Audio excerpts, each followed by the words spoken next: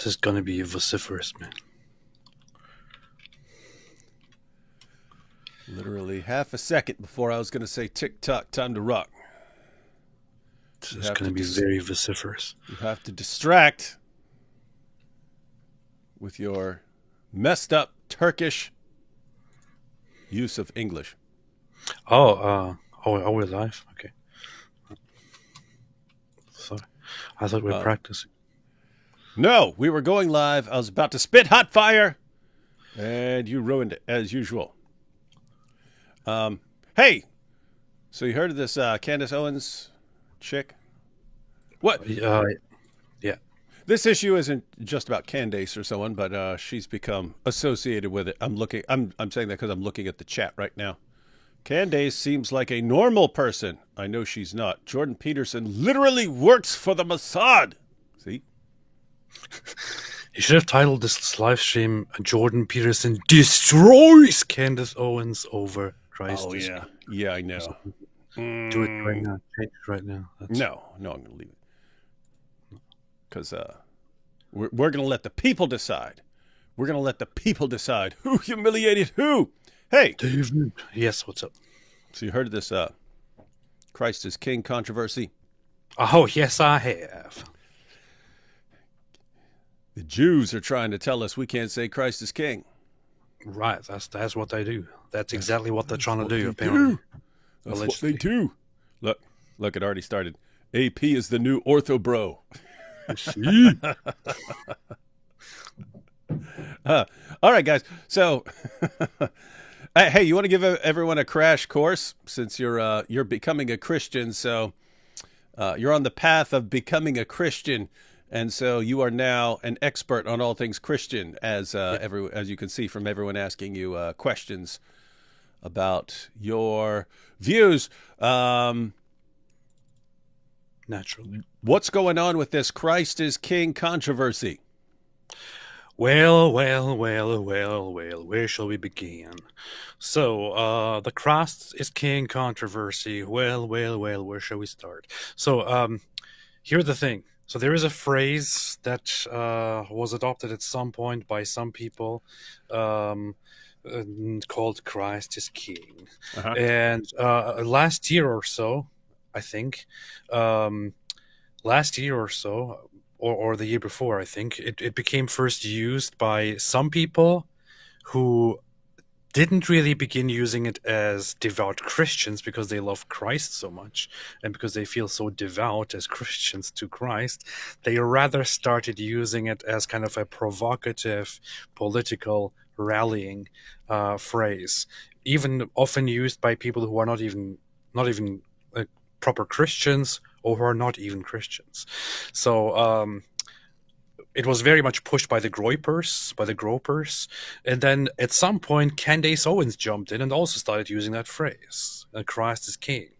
And it's like, and it's actually a perfect trolling or perfect phrase to it's perfect to manipulate people and rally people against Jews, because it goes into the whole fallacy that we talked about in the past, which is kind of the Martin Bailey fallacy. It's like they say Christ is King to Jews to attack them. They say, "Oh, you Jew, Christ is King."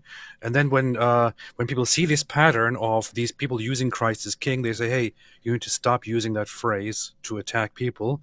Then they turn on and say, "You see, they're trying to ban us from saying Christ is King because they are against Christ."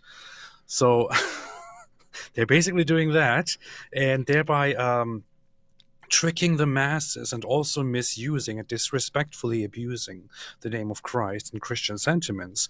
And Candace Owens, most likely knowing that this is the trick behind it, jumped into the whole discussion and actually used the phrase against Ben Shapiro. She says she didn't. She said she didn't. AP. We're gonna check that video clip, and we'll take a look at the tweets. Actually goes back a little before, but when you're bringing it up now, and you said like a year ago or whatever, that's when I started noticing it. But apparently it goes back to some earlier political functions where Nick Fuentes showed up with a group at some MAGA rally or something like this and started yelling, "Christ is King, Christ is King, Christ is King," to see who would, to see how people would react to it and so on. And so, anyway, it became associated with the Groypers because they started showing up to political events, shouting "Christ is King" and so on. And then they started using it online as like their rallying call. And then they started attaching it to all sorts of other things they would want to say about Jews. Like, "Hey, you Jew, blah, blah, blah, blah, blah, Christ is King." And someone would say, "Hey, what's going on here?" And they say, you see, they're telling us not to say Christ is King. And then a bunch of people bought into this and like, "What? The Jews are telling us we can't say Christ is King." So a bunch of people who have nothing to do with the Groypers started saying, "What? The Jews are saying that we can't say Christ is King. The Jews have declared war on Christianity." And here we are. And then you had people taking sides, people taking advantage of the situation. And then you've got us sitting here somewhat amused. And we'll go through it and try to get to the bottom of this. But really, guys, the real takeaway is you need to pay attention to things like this because as everyone becomes more polarized and so on, one, you have entire groups that are ready to go to war with a different group over anything that happens, right?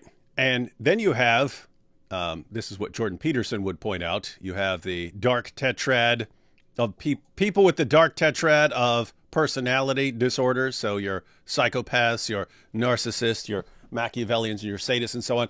They see when there are things that they can use to cause division or something like this, or to split people up or to get people enraged and stuff like that. They pay attention to this. And so these are the kind of people who will see the situation, "Oh, there's something brewing with this Christ is King stuff," and figure out a way to use it against people they don't like or anything else. So that's what's going on in the world right now. And we're going to go ahead and go through some of this, ladies and gentlemen. We're going to go through some of this. So this could be a mistake here. This could be a mistake. I mean, it could be a tactical error because the Christ is King stuff it seemed to peak at certain times and then dies down at certain times and so on. It had seemed to die down, and then a report with Jordan Peterson involved came out, and a little video came out with it. Did you see this little video? No. Okay, we're going to check out this video, ladies and gentlemen. I did not see the video. Okay, so a video came, I only saw it pop up yesterday. I don't know if it was published before that, but this is the video that popped up that I saw yesterday. It may have been like a day earlier or something like that, but it's pretty new. It's the last day or two. And then Candace responded to this video, and then Jordan Peterson responded to Candace, and so on. So let's go ahead and check this out. Since the advent of Christianity, Christ is King has been a cry for connection to the divine, a declaration of faith, a moving signal between Christians of their shared values. But what happens when it becomes a manipulation tactic designed to deceive Christians? Mentions of Christ as King have increased fivefold. You're muted. You're muted, Hey, man. don't tell me what I'm doing. A manipulation tactic designed to manipulate Christians. Interesting. On platforms like X in just the past 4 years. At first glance, it would seem What did he say? hopeful as mentions of Christ as King have increased fivefold on Christians.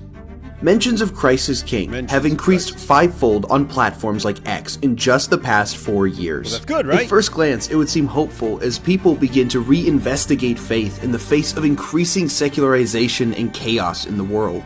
But the NCRI, an organization at the forefront of monitoring deep trends in data, observed a striking and nefarious development around the phrase Christ is King beginning in 2021. But there's a bunch of Jews in that organization. That is the, I don't know if you've seen it, but that's the people flipping out. They looked at the people listed in the study, and there were several Jews. And they say, how could these Jews be involved in this study about anti-Semitism? Funny thing. In 2024, more than 50% of all engagements around Christ is King posts were driven by extremist influencers. The word extremist gets used a lot, and many are understandably skeptical at its use. But we're talking about people like this. I used sex as a tool to make women love me so they'd obey me and live in my house and make me money. Catholics and Christians were going missing on Passover. Then they would find bodies, and they were able to trace them back to Jews. Blood. Is this when she's talking about Jews killing all the kids and stuff? And then I think that's the same.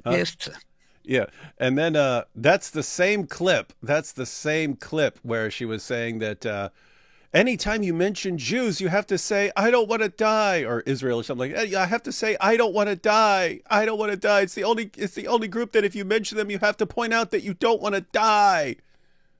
And yeah, meanwhile, she talks about Jews like 24 hours a day for the past 2 years.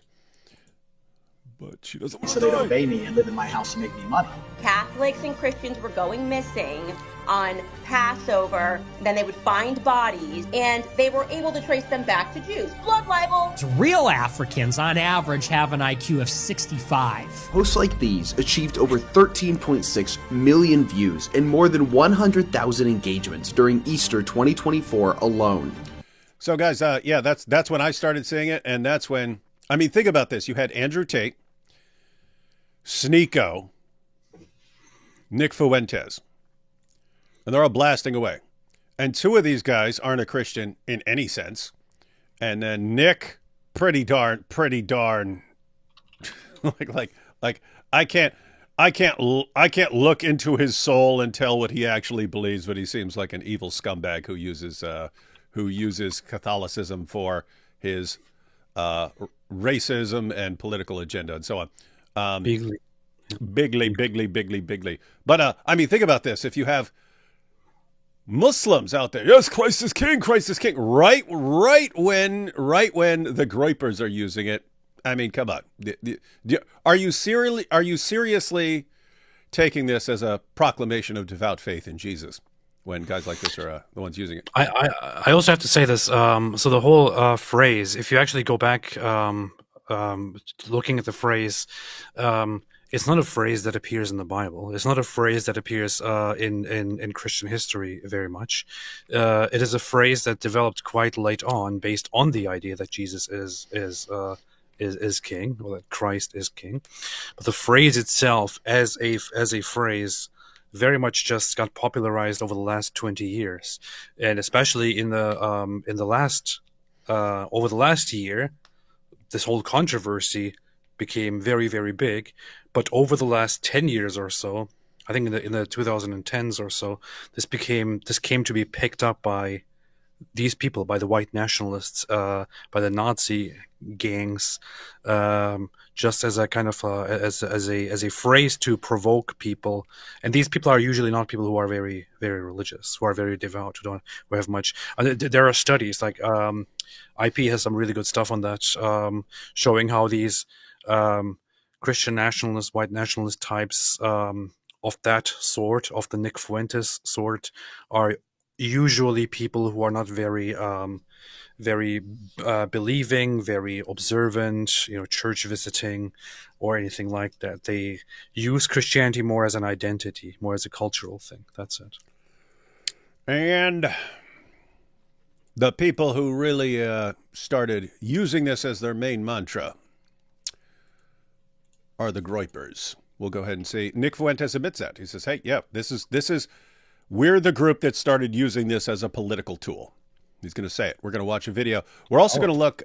We're also going to look at the report that this video is referencing, and they give a little history. Apparently, in the early 20th century, I think around 1920 or something like that, the Catholic Church adopted that, but it was used as a response to various nationalist movements that were arising. And they're saying, hey, you guys, just keep in mind that your leader, ultimately Christ is king. Christ is king.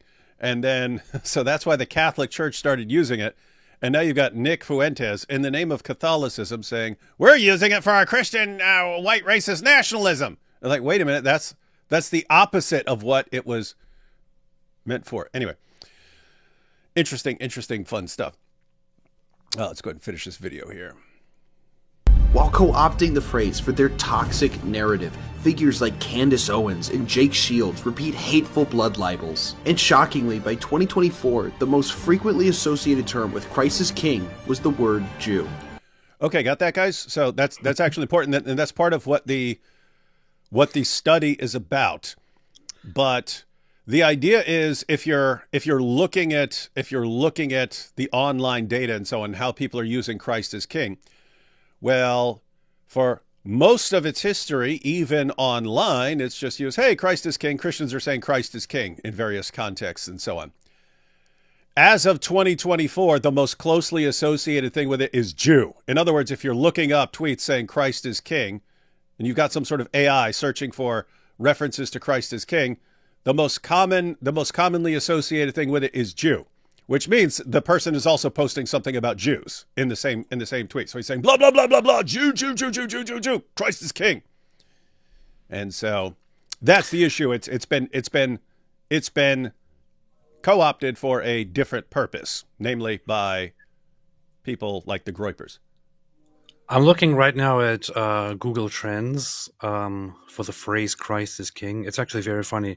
Those who like to look up word or phrase trends, just go on Google Trends and enter in parentheses Christ is King. You will see it very, very very easily.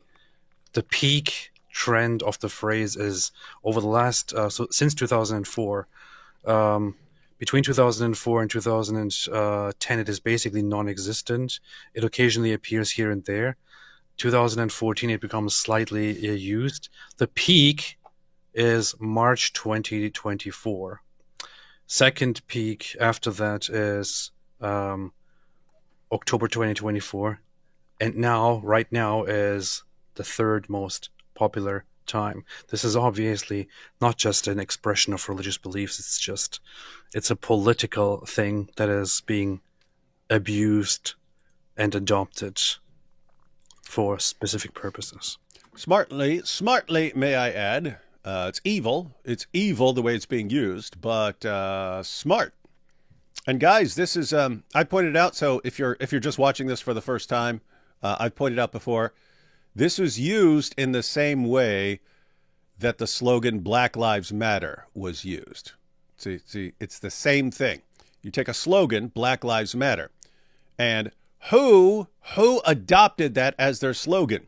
Well, not just people who are saying, hey, Black Lives Matter. It was adopted by a Marxist group. They're a group of radical Marxists, and they adopt that as their slogan. And you could go on their website back in the day and look at the things they were advocating, and it's some really, really messed up, sick, evil stuff. But if you said at any point, hey, I have a problem with, say what? Problem with what? Black Lives Matter? This person says Black lives don't matter. This person has a problem with black people, you see. This person doesn't think that Black Lives Matter are at all valuable, you see. What did they do? They took a Marxist agenda, put a slogan on the front of it, and then anytime someone responds to them, they say, you see, this person is against Black Lives Matter. Well, what do you have with the Groypers? They have the same thing. They have a political agenda where if they were to tell you what their political agenda is, a white nationalist Catholic nation, the vast majority of people would be against it. So what do you do? Well, come up with a slogan, Christ is King. And then anytime someone says they have a problem with you turning America into a racist, a racist political Catholic nation, anytime someone objects to that, you say, you see, they have a problem with Christ being King. All we say is Christ is King. And that's why, yeah, AP is right. This is in the realm of the Mott and Bailey fallacy. The Mott and Bailey fallacy is, again, where you have all these ideas and so on that you're supposed to be defending. And then when someone criticizes your stupid and difficult to defend ideas, you retreat to this little tower and say, hey, I'm just saying this. So Black Lives Matter, they have all these political ideas and stuff. And then when you respond to them, they go, hey, we're just saying Black Lives Matter. Well, that's not what you're saying. That's not what you're really after. And the same thing with the Groypers. Here's all the stuff we want. Here's what we want to do in the world. And you attack them on it, and they go, hey, we're just saying Christ is king, man. We're just saying Christ is king. Are you against Christ now? What? Yeah, you see, the Jews have infiltrated you. All right, let's finish this video. The intent is clear. Manipulate well-meaning, faithful Christians into having their beliefs tethered to psychopaths. This is nothing short of diabolical. We're caught watching Christ is King being taken by the supremacist right more and more each day. These connections matter. The spiritual, the linguistic, the interpersonal. They shape us, they shape our society, and they shape the world. So what kind of connections do we want to build? And more importantly, what kind of world will we help create? Help retake our values. All right, so that was the video that set off the discussion yesterday, and I say it could have been a tactical error because I don't know. This is just I'm only paying attention to what like pops up in my feed and stuff, and I hadn't seen a bunch of the Groyper stuff in a while. Whereas now, as of yesterday, I saw it everywhere, and it was coming up everywhere because that video had popped out. So the resurgence of the debate came about as far as that video. So I don't know if they should have just let it die as an issue for the Groypers or something like that, or if it was wise to jump on it again. But whatever the case may be, it did spring up again. And then Candace reacted to it because she's named in that 2024 Anti-Semite of the Year, Candace Owens. I said that because someone else said, whatever you do, don't say Candace is an anti-Semite. What do you mean? She's the best one in the world last year. Yes. Okay. Let's take this first batch of super chats here, and then we'll jump into what are we going to do first? We're gonna we'll probably check out. We'll check out we'll check out Nick Fuentes. We'll check out a clip from Nick Fuentes first, where he says, "Yep, this is absolutely a Groyper thing that we started." And then we'll check out Candace's video saying she never tweeted this at a Jew. And then we'll check out what her tweets actually said. And then we'll check out how things are going right now on Twitter. We'll get some responses from Jordan Peterson and so on. And we'll also at some point take a look at that study. It's long. I think it's 21 pages or something like that. We're obviously not going to read it all, but we'll read a couple pages of it for the major findings of the study. A study with some Jews involved in it. Let's see. Yay, the Mossad supporters meeting is commencing. Yes, it is. Powerful. Here. God Logic says you guys have to rip some Quran pages out of the Quran or you don't like God Logic anymore. You guys are goated. What do you mean? This? I don't have a Quran here, but yeah. You don't need it. I'm just saying, like, I'm literally surrounded by Quran bits here. AP probably had to clean things up because of I got a new computer, I have to clean up like a nerd. Hey, that's very rude. Very rude. Anyway, guys, we didn't want to do that. If you don't like that, blame Bruce here. He caused us. Normally, guys, we only do that when someone's crossing a line. In other words, someone crosses a line, resorts to some evil tactics, we respond like that. But this guy put our friendship with God Logic on the line. So if you're reading this, hit a Our Father, but y'all don't have to though. God bless. What do you mean the prayer? Our Father who art in heaven? Yeah. Owens is clearly working for Mossad. She is discrediting the Gaper movement with her moronic takes. I'm on to you. Jews can't pull a Talmud over my eyes. It's John the Presbyter. You can't fool John the Presbyter, Candace. John the Presbyter got you. John the Presbyter. Again, there are people who are new. They don't even know what that's about. But this was Ali Dawa was talking about. And they've got all these other Johns, and they don't even know who wrote this. They don't know if it's John the Apostle or John the Presbyter or John the son of Zebedee. It's all the same John, and he's too dumb, and he's calling him John the Presbyter. Oh, you gotta love the Dawa guys, man. No, they are awesome and funny, awesome and funny. Shabbat shalom, you beautiful Christian pair. Thank you. Thank you. On my Twitter, Lily J before and after Ramadan. I'm going to look it up. I am interested in when you say before and after Ramadan, because I made a bunch of those. I made a bunch of those tweets where I take normally people post their weight loss photos and so on. I reverse them and I say it's Ramadan. Let's see, jingoistic pig. Let's see, Jingoistic pig. Jingoistic pig. Jingo. Hang on, I gotta pull it up. I'm gonna go ahead and pull it up.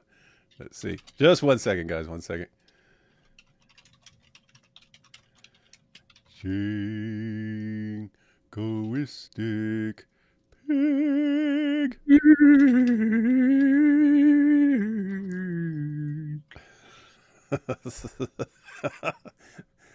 I'm guessing this is some powerful.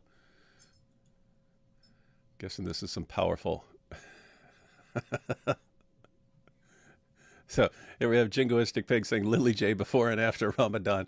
That's actually how it works, guys. People, this isn't just making fun of Ramadan. There are studies after studies. There are reports for years of doctors and so on and researchers saying, please, guys, please change what we do for Ramadan. It is leading to all sorts of massive health problems, diabetes, all kinds of things. This is extremely, extremely bad the way we're going about these things. And weight gain is one of the, ironically, weight gain is one of the leading features of the month of fasting.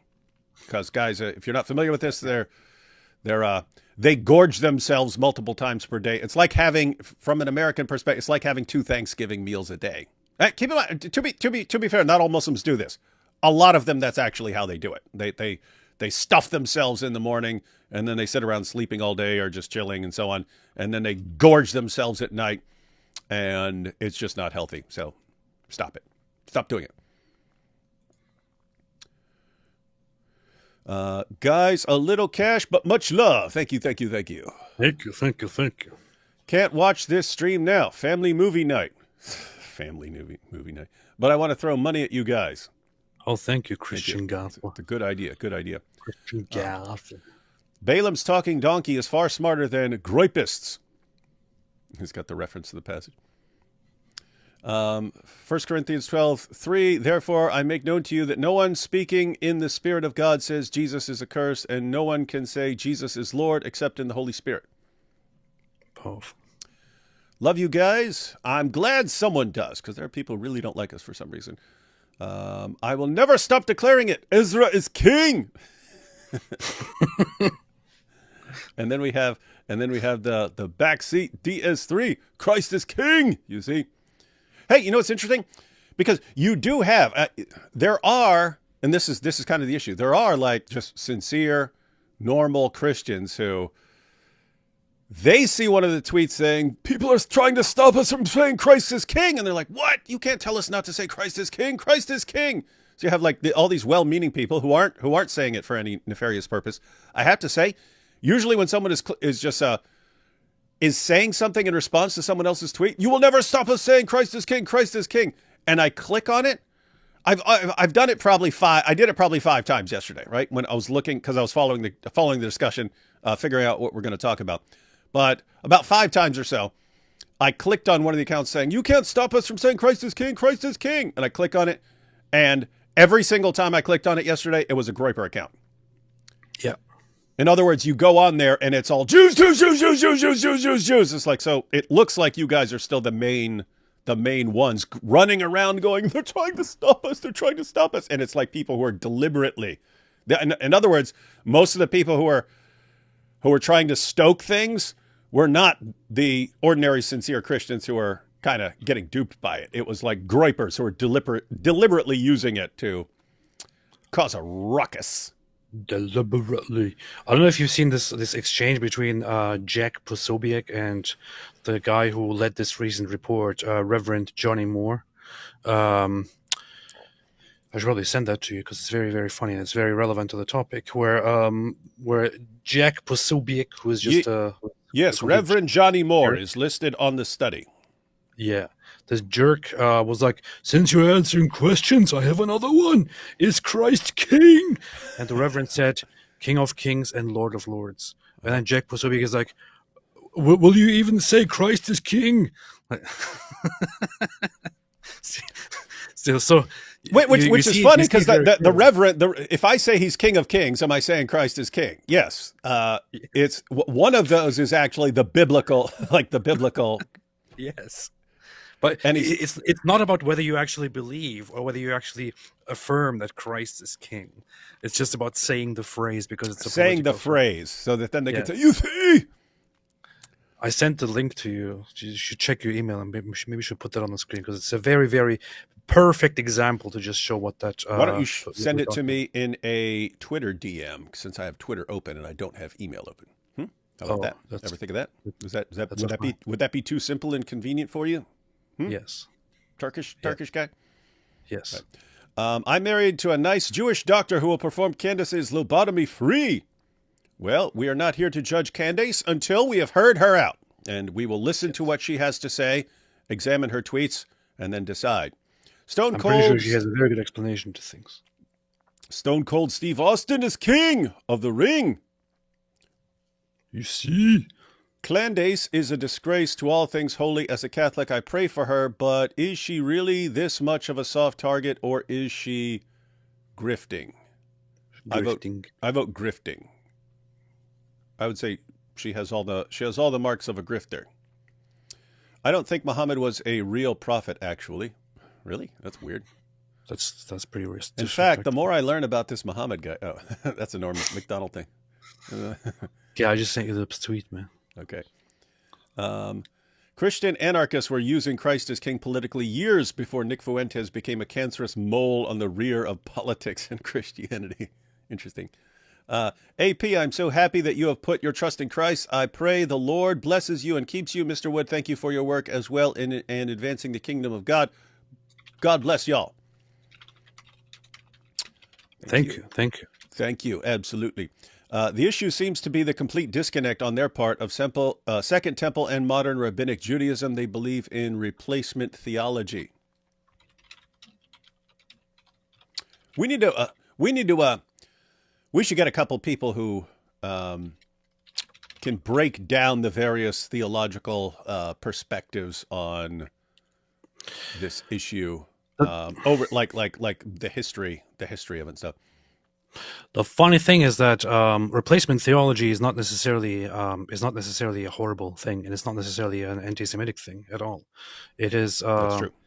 It is a traditional Christian perspective, to believe that basically that until a certain point, Jews or Israel or people of Israel simply refer to a closed circle of the actual seed of Abraham, those people, that group. But then that with the coming of Jesus, with the coming of the Messiah, this then changes from descent to only or also include those who give their faith. And there are lots of instances in the Gospels and in the New Testament where this is actually quite clear. Some instances where, for example, very funny, Matthew 15:26, I believe, right, where Jesus says the famous phrase of when a woman comes and asks for healing, and she's a Canaanite woman. He actually says to her, "It is not right to take the food of the children and give it to the dog." So, where the children are basically the Jews and the dog would be the Gentile woman, the Canaanite woman. Maybe Groper should talk about that sometime. Well, so I have to say it's actually interesting because then he heals the woman's child and then he goes on and performs a miracle for the Gentiles. But that's the point. Exactly. That's the point. There, then she begs, and he says, "You have faith," and then and then actually does the healing. And this is an indication of how things are turning around, where the Jews were seen as the children, whereas the Gentile was basically seen as the dog, or the lesser one who is lower in rank. But because she has so much faith, she now receives the favor that was only exclusive to the Jews. So many of these references and of these things just lead to the eventual idea and conclusion in the New Testament that when in the future Israel is referenced, it basically refers to those who believe, the body of believers, the church itself.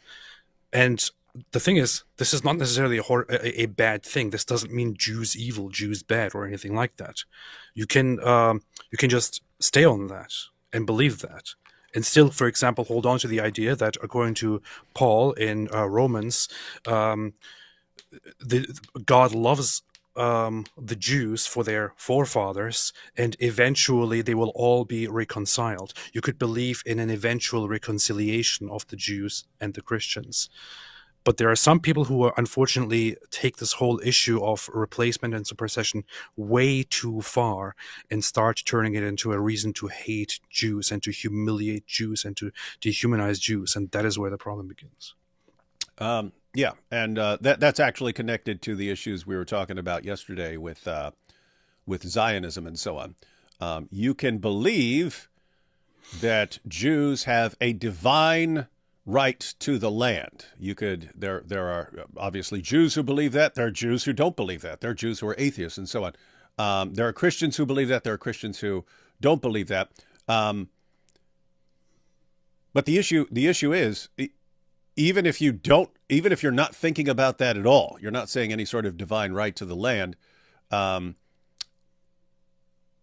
you could just be thinking in terms of like human rights and so on. And, Jews are human beings. Human beings have certain rights. There are people who want to destroy them. Obviously, they can defend themselves and so on. But as soon as you adopt that position, they say, other people criticize you and say, you're saying this. You're saying that Jews have a divine right to the land, and you've adopted this from the Schofield Bible, and blah, blah, blah, blah, blah. And so, guys, you have a variety of perspectives here. AP's point there is you can have a certain theological view. That theological view may be fine, may even be the correct biblical position. But if you twist that into, therefore we would destroy all the Jews, okay, that's got nothing to do with the position. Or Jews deserve to get destroyed by Muslims because what?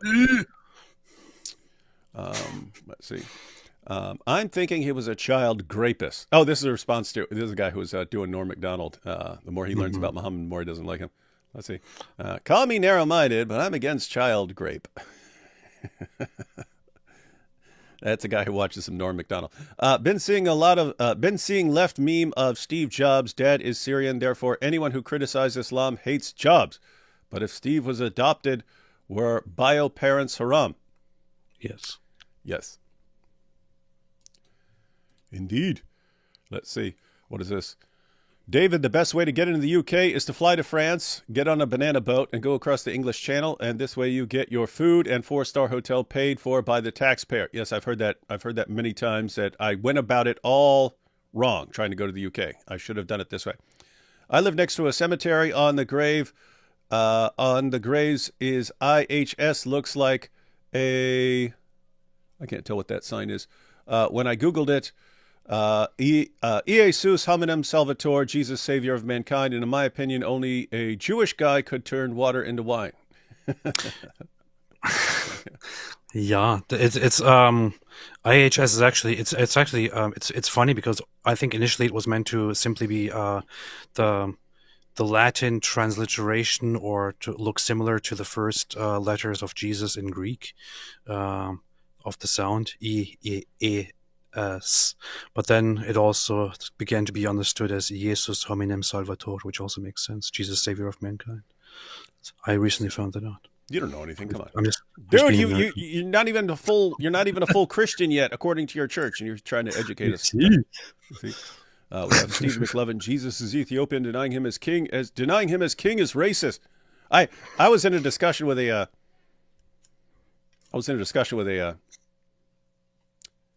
was this guy Nation of Islam, or I'm not sure he was Nation of Islam. He was a racist offshoot of Islam, and I'm not sure whether it was Nation of Islam or one of the others, because there are a couple. But we're standing there. We're in our dorm in prison, and he like I noticed every discussion with these guys would come down to, and what color was Jesus, right? And anyway, he turns around. He does that. We're having a discussion. That's the thing. They would put it in the discussion no matter what the discussion was. So we're talking about something. He goes, so tell me, what color was Jesus? And I go, look, from the scriptures, I know two things. One, Jesus was a Jew. Two, he was green. And if you can't see that, my friend, there is no point in talking to you. And then he starts going, he's green. He's green. Where are you getting that from? And it's like, okay, he didn't get it. It's like, guy, dude, I think this is a really dumb discussion to turn everything into. Let's see. Powerful. Arctic Based here says, I can tell that Dr. Wood is part Norwegian, feisty yet aloof, no messing around. Oh, really? Did you hear that from your king? Tovia Singer, Arctic Based. That's his. He's being nice now because we're going against the Groypers. But the moment we say Christ is king, Arctic Base will be ready to sick Tovia Singer on us. It's like a reverse straw man built to be attacked. Yeah, it is. It's and guys, you have no idea what's happening right now. This is going to happen more and more and more and more and more. And on every issue where you have multiple sides, something is going to be tossed into the middle of them, and one side is going to react, and then the other side automatically has to adopt the opposite position and go to war over it, and so on. I mean, just look, and it'll be things that there shouldn't be a ton of controversy. I'll just give you an example, just as something that recently just happened. Andrew Tate flies from Romania to the United States. What happens? A big war between like conservative channels and so on. They all start blasting each other over this. What? You guys are arguing about a trafficker and whether you should be supporting a trafficker? And you say, no, we shouldn't be supporting a trafficker and promoting his stuff. They say, well, really, you're against free speech. See, they're against freedom of speech and freedom of expression. Get used to this, guys. It's going to get way, way worse. Every single day, there's going to be some new issue tossed into the middle. One side is going to react to it, and then the other side is going to have to take the opposite reaction, and they'll be ready to go to war over it. It's just what everyone's being programmed for right now. Okay, this is the Norm McDonald. No, really, I really hate child grape. So I guess that means, according to what you guys are telling me, I hate Muhammad. Yeah, that's what we're telling you. I'm surprised it's letting you post the R word in Super Chats, because lots of people aren't able to do it. Candace? More like, can this woman leave? Did you get that joke? Mm-hmm. Candace? More like, can this woman leave? It's messed up. Yeah. Could you talk to Sam Shamoon about him saying, look what the Jews think about Zionist Christians, you see? He made a community post about 2 weeks ago. No, not interested in dealing with that at all. Have y'all seen that Japanese corn star Kei Asakura converted to Islam, seeking mutta, finding Islam? Am I right? No, have not seen that, but I have personally never been interested in any of those people converting to anything. So we got Swiss Apologetics here. D. Wood, by the sea, in trouble he stood. A sea urchin pierced his tender foot. Pain shot up. He cried in despair. A good old friend was needed there. you see, Keeps going. Apostate Prophet heard the yell, knew his friend was not so well. Quick of thought, he took his stance, ready for a healing chance. powerful, very powerful. With a grin came brave AP, healed the sting with golden P. The Dizzler sighed, relief so sweet, friendship won, the foe's defeat. Powerful, powerful. Then a loud noise came from a tree. It's Hijab eating grapes with S2J and Ali shouting loud with Dawa power. You see, golden shower. I think I messed up the meter of that one, but smiles to Jenna and Ali shouting loud with Dawa power. You see, golden shower. Was that AI or did you come up with that, Swiss Apologetics? Probably. He probably came up with that by AI. Oh, yeah? That's what AP does. He comes up with all this stuff, and he's like, you see how brilliant I am, of the greatest songwriter since John Lennon. And it's all just AI. Happy Purim. Thank you. God bless you both, and may the work you do bring many out of the darkness into the light. Christ is King. So this is either a well-meaning Christian or a groper. You seem to have found partners without effort. Any words for single loners? What? What are you talking about? What are you talking about? You're talking about like I don't know what you're talking about. I don't know if you're saying, hey guys, you have wives. What do you do if you're single and you're asking us how to get a girl? Or if you're saying, hey, you guys work together, so you guys have partners in your work. Any idea what to do if I'm just by myself? I don't know what you mean. But in either one of those situations, follow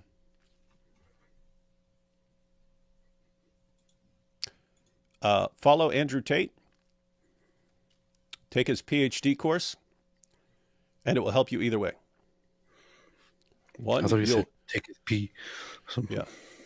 If you learn Andrew Tate's method, you can get all the babes you want, and you can learn how to manipulate people into following you. Babes. And so you'll have everything you need. Babes. David, liar, liar, my 3X elastic pants don't fit after my Ramadan fast. I ate so much, I Dawood in my pants. I Dawood in my pants. That'd be funny if we start using Dawa like that. Crap, I Dawood in my pants. Ezra is king of all the scribes. The Jews would know. There is no compulsion to hail Ezra, the king of the Jews, and the Darka trees. You see? This is a valid point. It's a valid point. Which parts of Revelation do you think are playing out right now? Also, have either of you seen the movie The Prince of Egypt? No, I haven't. And as far as parts of Revelation playing out, I've never become interested beyond, we win. And the reason there is throughout Christian history, you've always had people, this is what this means right here. And the end does not come. And so anyway, I let other people deal with that. Have we seen The Prince of Isn't that a cartoon? I think it was a Disney cartoon. I didn't see it when I was a child because I never liked Disney cartoons. I haven't seen it now. I don't think I'll ever see it, to be honest. So I'm trying to think of which. I think I watched The Lion King at some point, so I saw that one. Other than that, I'm not. And then I saw probably a couple when I was a little kid, but I don't remember them. The funny thing is, with The Lion King, there was a time when my father's older brother has like 50,000 kids. Nice.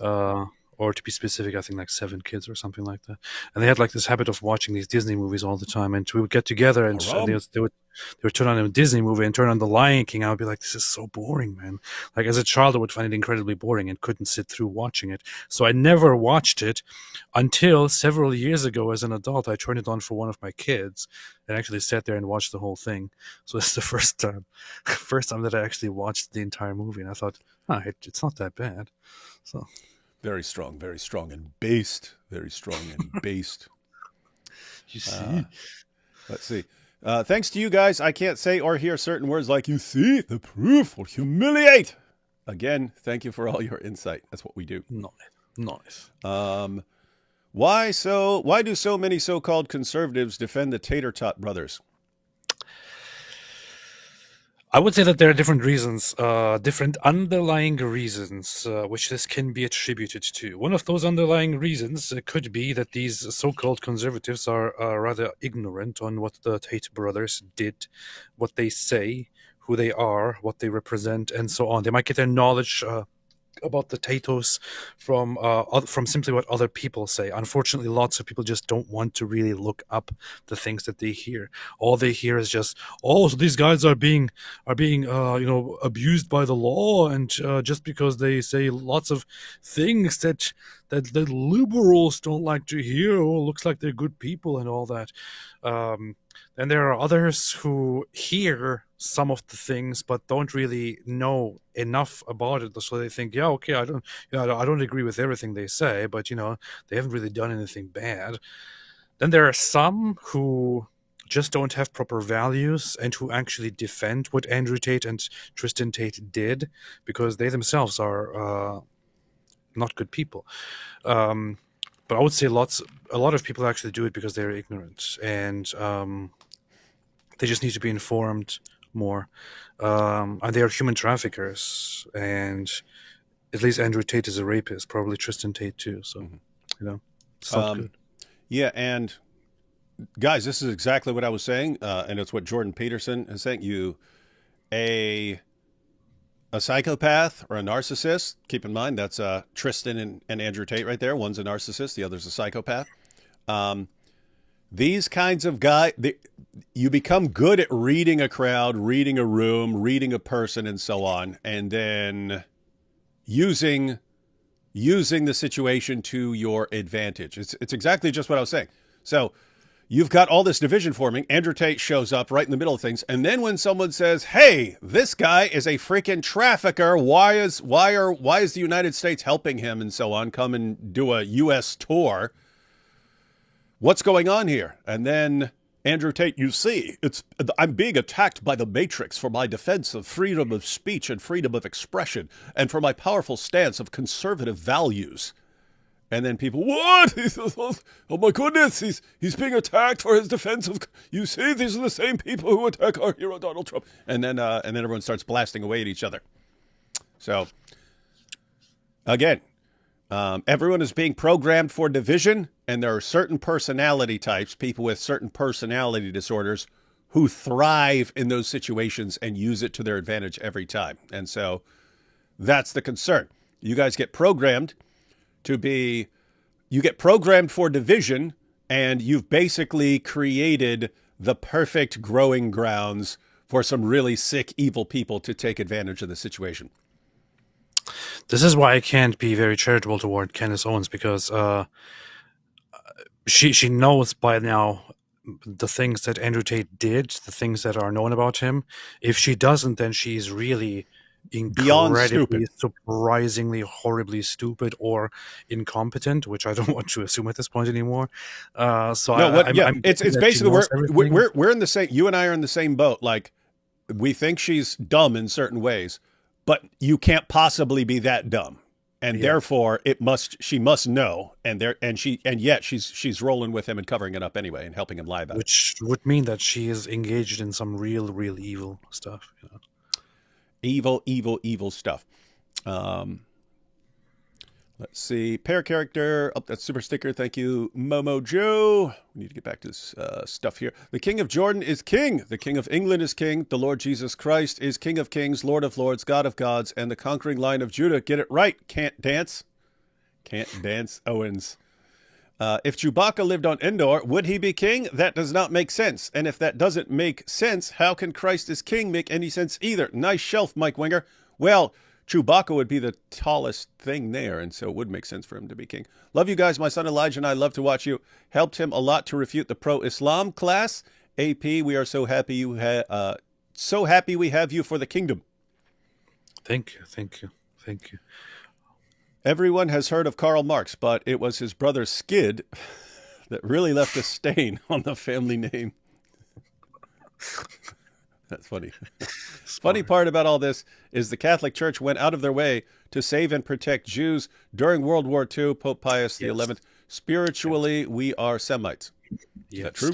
The Catholic Church, this is actually, lots of people don't know. And those who should know best actually do know this. The Holocaust remembrance centers, the Holocaust museums, and so on, they do know this. Lots of people are under this false impression, which at some point started, I think it was actually started by Soviet propaganda, that that the Catholic Church had collaborated with the Nazis in massacring the Jews is not true. The Catholic Church wasn't quick enough to prevent things, and was probably very careful in condemning things. And even when they knew that people are being mistreated, I think they didn't publicly do enough, possibly also because they were fearing for their Catholic representatives inside Germany, because lots of Catholic priests and all were detained and imprisoned. But the Catholic Church, instructed by the Pope, did a lot to save Jews, to issue fake baptismal certificates, to say that this guy's a Christian, he's one of us, just to save Jews, that they did lots to help Jews escape and so on. Both the Catholic Church and lots of Orthodox Christian figures and authorities did a lot to save Jews. Unfortunately, anyway, not all Christians did the same thing, but there are quite a few very well-known figures in both the Catholic and Orthodox Church who are now respected as saints for their actions during the Holocaust, and are also honored by the Holocaust Museum, for example. That is true. So for those people who pretend to be Christians in the name of these churches and who then go out and deny the Holocaust or talk trash about Jews, it's they don't really know what they're doing. It's kind of cringe, isn't it? Yeah. Very cringe. If shirk is unforgivable, how can a polytheist ever repent and become Muslim? Islam is nonsense. Whoever invented it didn't think it through. To be fair, to be accurate. Now, the reason you'd point out, shirk is unforgivable is you have all these Quran verses saying that Allah can forgive anything else except shirk. He won't forgive that. But you do have all these passages where Allah forgives shirk. So the Muslim way of reconciling that is, if you die and you have not repented and become, there's two basic ways. If you die and you have not repented of your shirk, Allah's not going to forgive you. He could forgive you of other things. You could be a mass murderer or something like that. He might say, I'm going to let this guy slide. You don't know with Allah because he's not the God of consistency or anything. So that's one way. They're saying, okay, it's if you haven't repented of it. The other thing is, if you knowingly commit shirk, in other words, if you're like a Muslim and you commit shirk, if you're a pagan, it's okay. You don't know any better. You're stupid. If you're Muslim and you commit shirk, then you do it knowingly, then Allah's not going to forgive that. So if you do it while you know, then it's unforgivable. If you did it in a state of ignorance or something like that, you could be forgiven.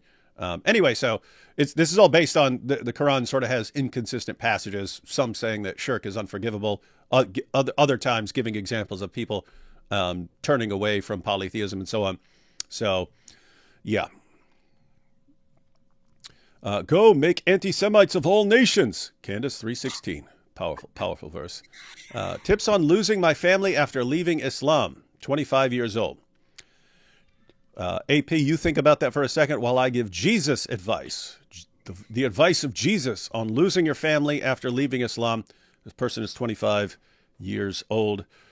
I'm going to quote you Mark chapter 10. Peter began to say to him, "See, we have left everything and followed you." Jesus said, "Truly I say to you, there is no one who has left house or brothers or sisters or mother or father or children or lands for my sake and for the gospel, who will not receive 100-fold now in this time houses and brothers and sisters and mothers and children and lands with persecutions, and in the age to come eternal life." So I don't know if you actually became a Christian or just left Islam. If you became a Christian after leaving Islam, then the message of Jesus would be, hey, you may have just lost your family. You have a bigger family now. You have a big, giant family that is way bigger than the family you lost. If you're just talking about, hey, you lost your family and you're an atheist, that would be kind of a different situation. But AP would kind of be an expert on that because that's what he did. I'm not an expert. You are an expert. I would say that what I did was basically to just deal with it. That's what I did. Yep, it can happen different. Like Nabil, the relationship was seriously strained, but Nabil still had a relationship with his parents. So I would say SMKK, and we don't know what part of the world you're in or exactly what your situation is or how radical your family is and so on. Depending on the situation, I would, from your end, try to maintain a relationship with your family. And if they decide to sever all ties, and that's kind of on them. And yep, you just have to make the best of it. And life can be rough sometimes. I saw Alina Haba today saying, "I never said I like Tate. I did my research. Her brain is made of runny dawad. Some people, kids. Yeah, we talked about that on AP's stream yesterday. Her acting like, oh, I was just saying this. That is not what you were saying. And I said what she should have actually said. Guys, I didn't know all the details about this. I thought I actually bought into some of the stuff where he's just being attacked because of his defense of young people and so on. I bought into it and I was wrong. I screwed up. Now that I know more, I reject what I said. And I would have been totally fine with that. But I wasn't saying that. Yeah, you were, lady. Yeah, you were. You looked like you were ready to ask him to become one of his cam girls. That's what it looked like. The first encounter she had with him on camera was literally, "Hi, I'm a huge fan. Look at my cleavage. Great fan, big fan. And we have your back. The United States has your back." And it's shortly after that he actually gets out of Romania and comes to the U.S. Come on. Yep. Prince of Egypt is DreamWorks, not Disney. 100% based. So yeah, in your face, AP. You just got destroyed and humiliated. Arctic Base said, Dr. Wood looks so suave tonight, so amiable, so erudite. Singalings waiting in the wingalings. This is the no singaling, no wingaling zone, everyone. All right, let's go ahead and... The wingalings of the world unite. Wingalings of the world unite! We're going to take a look at the Nick Fuentes clip right after we check out this this tweet that AP demanded we take a look at. Mr. Juan, you're talking a bunch of extreme conspiracy nonsense. I mean, you said earlier that the Vatican has a praise of Hitler and said research it. Whenever somebody says research it, it's usually... Yeah, they mean, I saw this on Twitter from... Yeah. Like I saw a graph with like text crammed together and 50,000 screenshots on it, and I share usually 4 of those at once in one tweet. That's what I do. None of that is true. Please stop spamming nonsense. Yeah, stop embarrassing yourself. I don't even know who AP's talking to, but I just roll with AP. So this is the one you were appealing to. I went back and scrolled back to the beginning so we get the context. Jack Poso, do you have any clue who that is? He must be popular. I muted very few people. I mute very few people on Twitter, and this is one of the people that I muted a long time ago because I was so annoyed by seeing him every time. But it's more just about the one tweet that I sent you actually, because it highlights a very, very important. Yeah, we're going to look at that.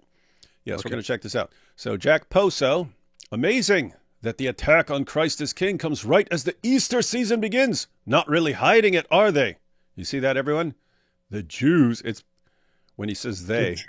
When he says not really hiding it, are they? Who's he talking about? It's the Jews. The Jews are using the Christ as King issue to disrupt Easter. You see? Yeah. The Jews really like upsetting a bunch of Christians and getting Christians to flip out on Jews right before Easter. Seth Dillon says, the attack is not on the phrase or the truth of the phrase, but on the abuse of the... Seth has a way of words here. The attack is not on the phrase or the truth of the phrase, but on the abuse of the phrase by bad actors. And by bad actors, I mean you, Mr. Soho, or whatever his name is. Do you not find abuse of the Lord's name objectionable? And this guy shared his own statement, Seth Dillon. No, there's nothing wrong with the phrase Christ is King. I proclaim it with humility and reverence. There is something seriously wrong, however, with the way some have been abusing it. And he posts his own thing here. The argument is not that Christ isn't king or that we shouldn't say Christ is king. It's that not everyone is saying Christ is king in good faith. There's plenty of evidence of that. Yeah. And there are good reasons for Christians to find it objectionable. When a non-Christian gets angry and curses by exclaiming, Jesus Christ, they've taken the Lord's name in vain. Christians find that objectionable, and they find it objectionable because God himself prohibits it and says it offends him.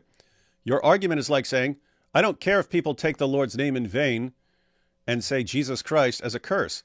At least his name is being said, no matter who says it or what they mean by it. If someone says Christ is king with the wrong heart and intent to attack or provoke a Jewish person, for example, they are coupling abuse of the Lord's name with disrespect for another person made in his image. I don't see why any Christians wouldn't find that objectionable. Appreciate you engaging the critics. We need more of this dialogue. And then Jack Poso says, I'm not playing this game. Wait, what? I'm not playing this game. It's like, what? He actually offered a careful, thoughtful defense of his own So you position don't want actual real discussions, right? Mm-hmm.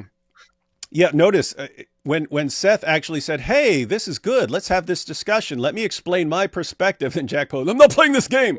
I'm not playing. I'm trying to attack Jews and you're ruining it. Seth Dillon says, Jesus' name is not a weapon to wield in hate. That's the game we're refusing to play. Yeah, man, try that on somebody else. He sounds like an idiot. And then Seth says, what game is this? Because you've got Jack Poso here saying, Jack Poser saying, I'm not playing these stupid games. You're trying to get me into a silly game. And then Seth burns him up with his own words. So from not long ago, 10 hours before this, Jack Poso says, since you're answering questions, and he's responding, as AP pointed out, he's responding to Johnny Moore, Reverend Johnny Moore, who was part of the research team that did the study that just came out on this issue. Jack Poso says, since you're answering questions, I have another one. Is Christ king? And Reverend Johnny Moore responds, King of Kings and Lord of Lords. How and much Jack better Poso, can it get? Will you even say Christ is king? Yeah, what is Jack Poso doing? He's playing a game. He's saying, you have to say this thing that the Groypers say, and you have to say it exactly like the Groypers. You can't choose other words that say something more profound. You have to use the political phrase that we're using to cause division. This is a perfect demonstration, as said, to these people. It is not about whether you believe in Jesus. It is not about whether you believe Jesus is Lord and Jesus is King. To them, it is simply about a phrase for political purposes. And the bad thing about this is that they are actually pretending to respect Christ here, but they are simply using his name for political signaling and for virtue signaling and for hate. They're basically just disrespectfully abusing and misusing the name of Christ because they don't love Christ. They just want to use him for themselves. And you can even see it in that. It becomes a tool, right? This issue becomes a tool. How can I gain control over someone? Or if they refuse to be controlled, how can I use it to attack them? And you're using what for that purpose? Your claim that Christ is king. That's what you're using that for. So are you, when you say that, are you proclaiming Christ is king? No. If your concern was whether people acknowledge Christ as king, then him saying Christ is king and King of Kings and Lord of Lords would have been fine for you. Said, oh, okay, he actually does acknowledge and he confesses and says it publicly that Jesus is King of Kings and Lord of Lords. But no, you have to say this phrase. You have to say this phrase. Why? Because if you say it, then we know we can get you to say things that we're telling you to say.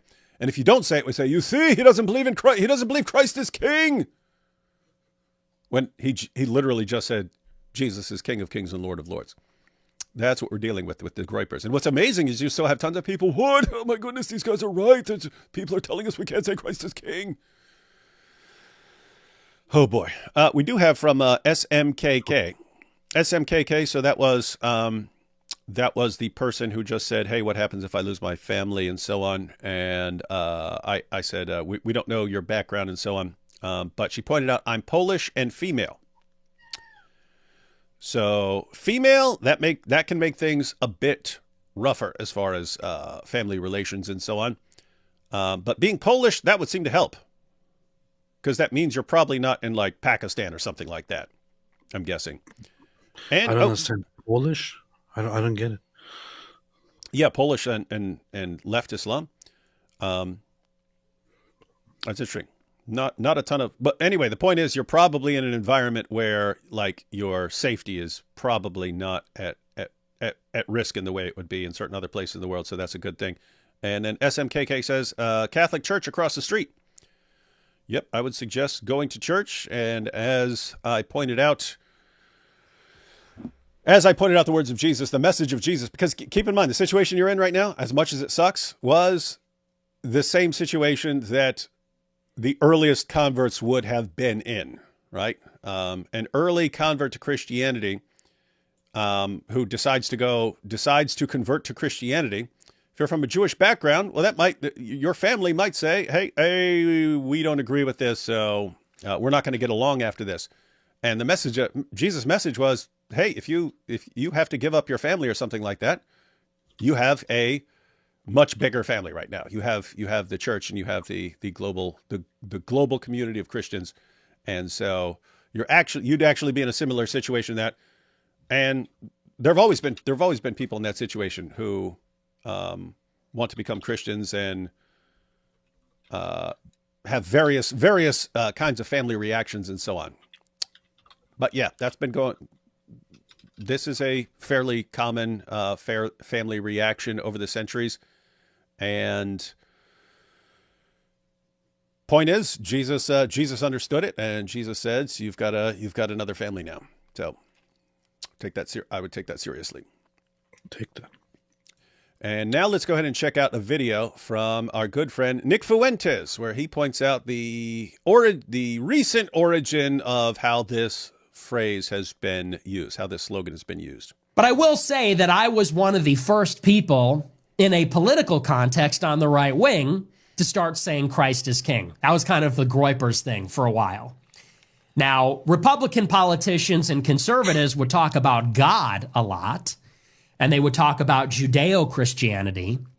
We were the first really explicitly Catholic, really intense, far-right group to say Christ is king. And what's interesting about that phrase is, unlike one nation under God, not everybody can and not everybody will say it. And it's interesting. When you go to some kind of conservative, Republican, liberal, Democratic event, and they say one nation under God, everybody can put their hand over their heart and say that. And when they say, may God protect our troops, everybody can say that. But if you go to a political rally and everyone's chanting Christ is king, if you look around the room, you may notice not everybody is saying the chant. Because that's the point. That's the entire point. It's not about actually, honoring God. It's not about acknowledging God. It's just about it's about exclusivity. That's what it is. Yeah. So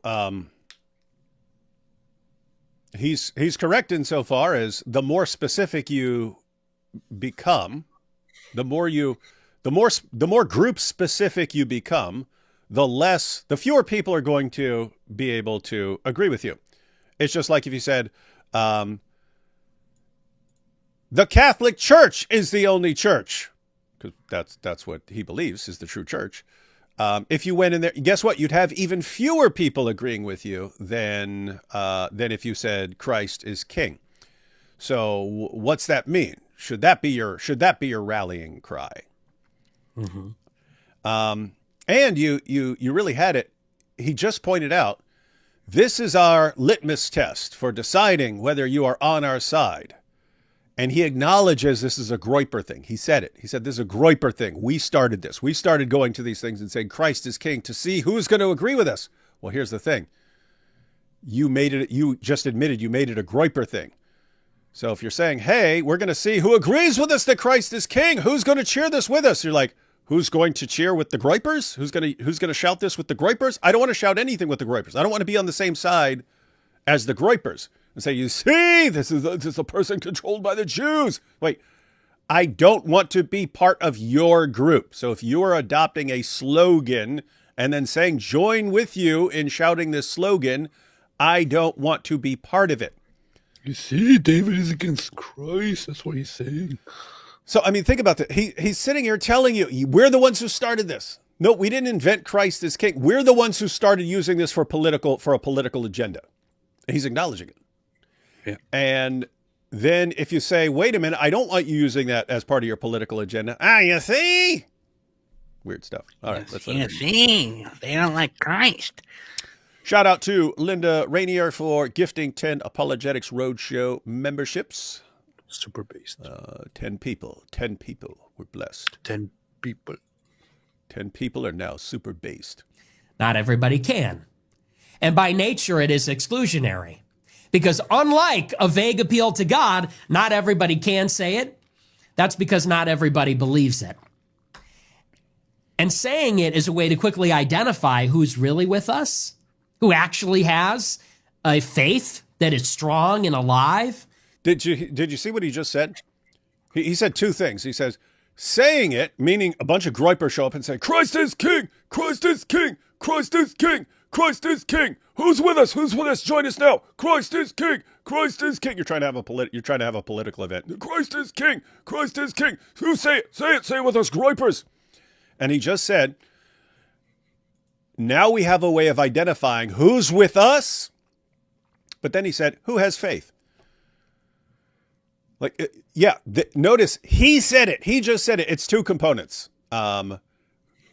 Having faith in Christ and being being aligned with them. He just said it. He just acknowledged it. It's a way to determine who's with us, who's on our side, and who has the true faith.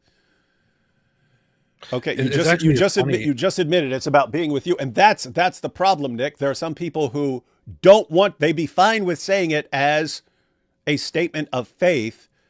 They don't want to be on your side or be part of your group. And then they're like, oh, I don't want to say it. Because why? Because these guys are interpreting it as meaning we're on their side. And I don't want I don't want other people to think I'm on the same side with these losers. And two, I don't want these losers to think I'm on the same side as these losers. I don't want them to think I'm part of them. So no, I'm not, you don't just show up and say this, and I'm going to jump on board and say it. Not going to happen. Idiot. But he acknowledged it. Ain't gonna happen. He also the funny thing is when he says then we will see who has faith, who is strong, who has faith, who means it. When he says who has faith, I'm not sure what exactly he means. I'm not sure if he means faith in God or faith in Christ, because I don't think that these people are actually very faithful people. I don't think that they are knowledgeable people. I don't think that they are good examples for a believing person who is sincere. But the people? You can frequently see these groypers turn up and say just horrible things to people that completely goes against anything biblical.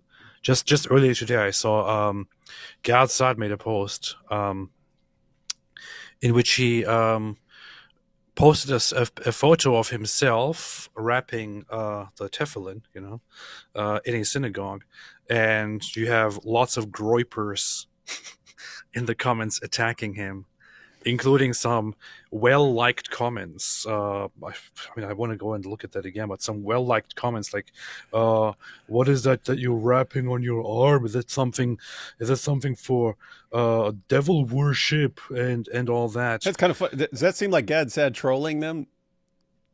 I don't know, but because I don't know, like what's he doing? Because he's an atheist, so that's what I'm saying. That's what I'm saying. Is he just doing it? Let me see. So you could be an atheist and go to a Christian service and do various Christian things and so on, just as like a cultural thing. He's an atheist, but he's Jewish, so he could be doing, hey, I'm just gonna, I'm gonna go for this holiday or whatever and do this. Or he could like have a change of perspective and be like, hey, I'm actually gonna get try out Judaism or something like that. Or it could just be, hey, if I post a picture of myself wrapping Teflon, these guys are going to lose their minds, and it's hilarious. I think he has kind of a newfound or refound appreciation for traditional Jewish stuff, especially over the last years or so. I saw him like increasingly go toward that direction. I think he might still be an atheist, but I've seen him engage more and more in like regular traditional religious stuff just for the sake of participation or appreciation or something like that. But they were like the gropers were attacking him over this kind of stuff, and clearly clearly saying very anti-biblical things in response to him and accusing him of doing something that is about Satan worship. Like the practice comes directly from the Bible. They don't know this, and it's okay if you don't know this. But Shame on you doing this thing that comes straight from the Bible. They go and start attacking someone and accusing him of oh, you're doing this. Did Satan teach you this? Did Satan teach you to do this? Are you sacrificing children? No, it's actually the Bible that teaches that taught them that. It's actually the Torah. Man, these people. Weird stuff. All right, back to Nick Fuentes. Not every Christian wakes up every day and says, Christ is king. Some liberal Christians wake up and say, we should tolerate everybody and everything's fine. So even some Catholics say that. But for a Catholic to wake up every day and say, Christ is king. Christ is your king. He's my king. He's the king. It's Christ himself. It is not just some vague God. It's a particular one. That's a very quick way to identify who's with us, who's a part of the body of the church, who's a part of the body of Christ, and who's outside of it for one reason or another. And Christ is king is something that actually Jewish people cannot participate in. And if we're to say that the country should be run by Christians, that's also something that Jews actually can't participate in. You see? So that's the basis for doing it. And yet, what happens? He ruins a good Christian phrase by associating it with some of the biggest scumbags on the planet. Makes it all about groypers. There we have it confirmed. Candace Owens adopted a groyper phrase. That's it. Guys, again, he just acknowledged it. We started using this for a political purpose to separate people who would say this with us and people who wouldn't say it with us. And if you won't say it with us, then you're bad and we won't trust you. But guess what? Who's saying it? Who's saying, hey, let's all unite around this? Groypers. And so if I saw groypers saying, say this, I don't care if they're saying, say right now, 2 + 2 is 4. Say 2 + 2 is 4. I'm not saying it's because you guys are telling me to say it. And I'm not saying it as a show of solidarity with a bunch of scumbags. And so you get a bunch of groypers, a bunch of wannabe neo-Nazis running around going, Christ is king, Christ is king. And then eventually someone will point out, guys, look who's saying this. Look who's running around using this. They're using this as a political tool. They're weaponizing Jesus for their group.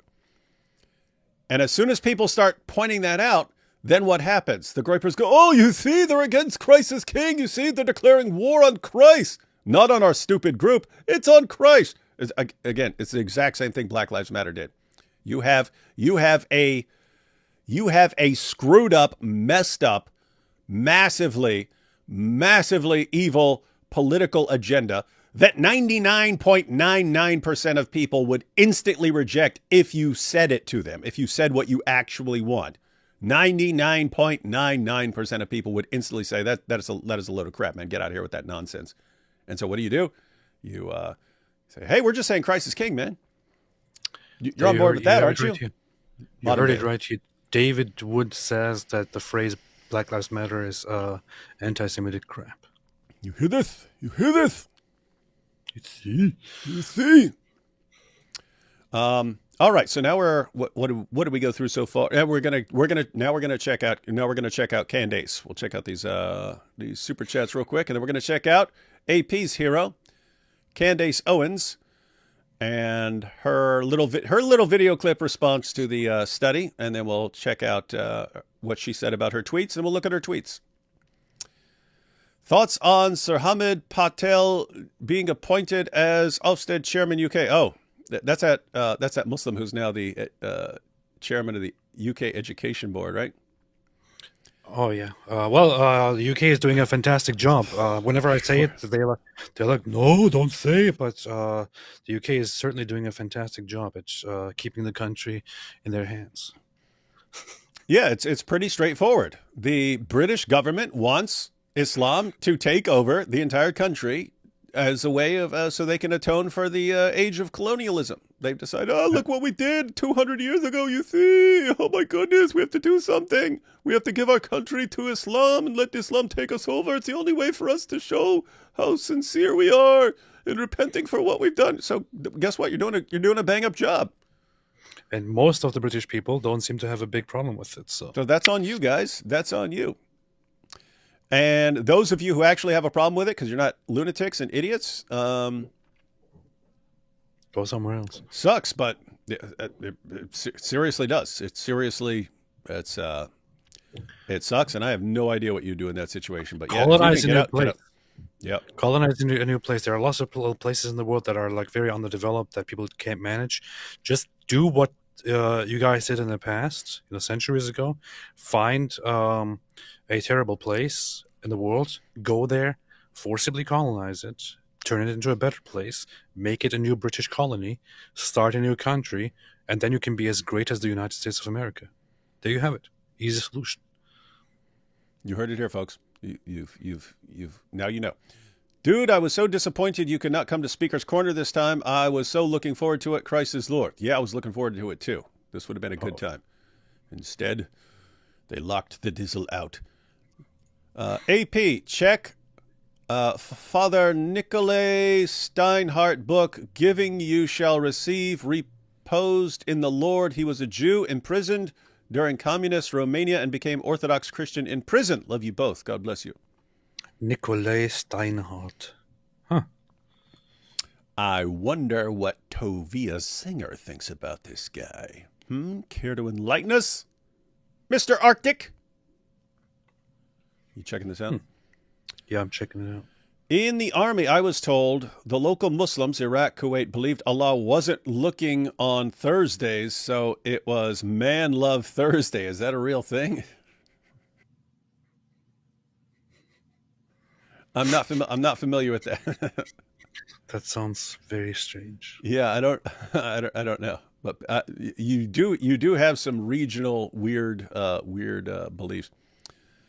There are so many men from Pakistan in the UK now that my wife said when she was in the gym, she had to wait over an hour to use the 5K dumbbells. That's kind of funny. Saying because they all use 5-pound dumbbells. The original confession is Christ is Lord, which would be far more offensive to Jews. They're playing with words, dodging nuances for psyop. Yeah, and that's by the way, this is an important point. As far as I've seen, it's mostly Christians saying, hey, stop misusing that phrase, you bunch of groiper losers, right? You'll occasionally have someone who's Jewish say something about it, and then they'll flip out, you see, the Jews are trying to get us to deny our faith and to be silent about our faith. Wait, they're not telling you not to say Jesus is Lord. They're not telling you not to say Jesus is King of Kings and Lord of Lords. They're not telling you not to say Jesus died on the cross for sins and rose from. They're not telling you not to say these things. They're pointing out exactly what lots of Christians are pointing out. This is being used by a really messed up group to shield their actual political claims from criticism. Don't fall for this idiotic nonsense. And you see, the Jews are at war with us. They're coming to destroy us. They control everything. Well, D. Wood, reading your dissertation right now. It's great. Yes, that's true. You have any recommendations on extra... You wrote a dissertation? Yeah. You have any recommendations on extra reading on the problem of evil? Also prayers. I'm going to North Africa tomorrow. Yeah, Howard, back then I read pretty much every major thing. You can't read... The problem of evil is something where you can't read absolutely everything because there's been too much on it. But yeah, I read every major thing on the problem of evil ever written, all the important articles and so on.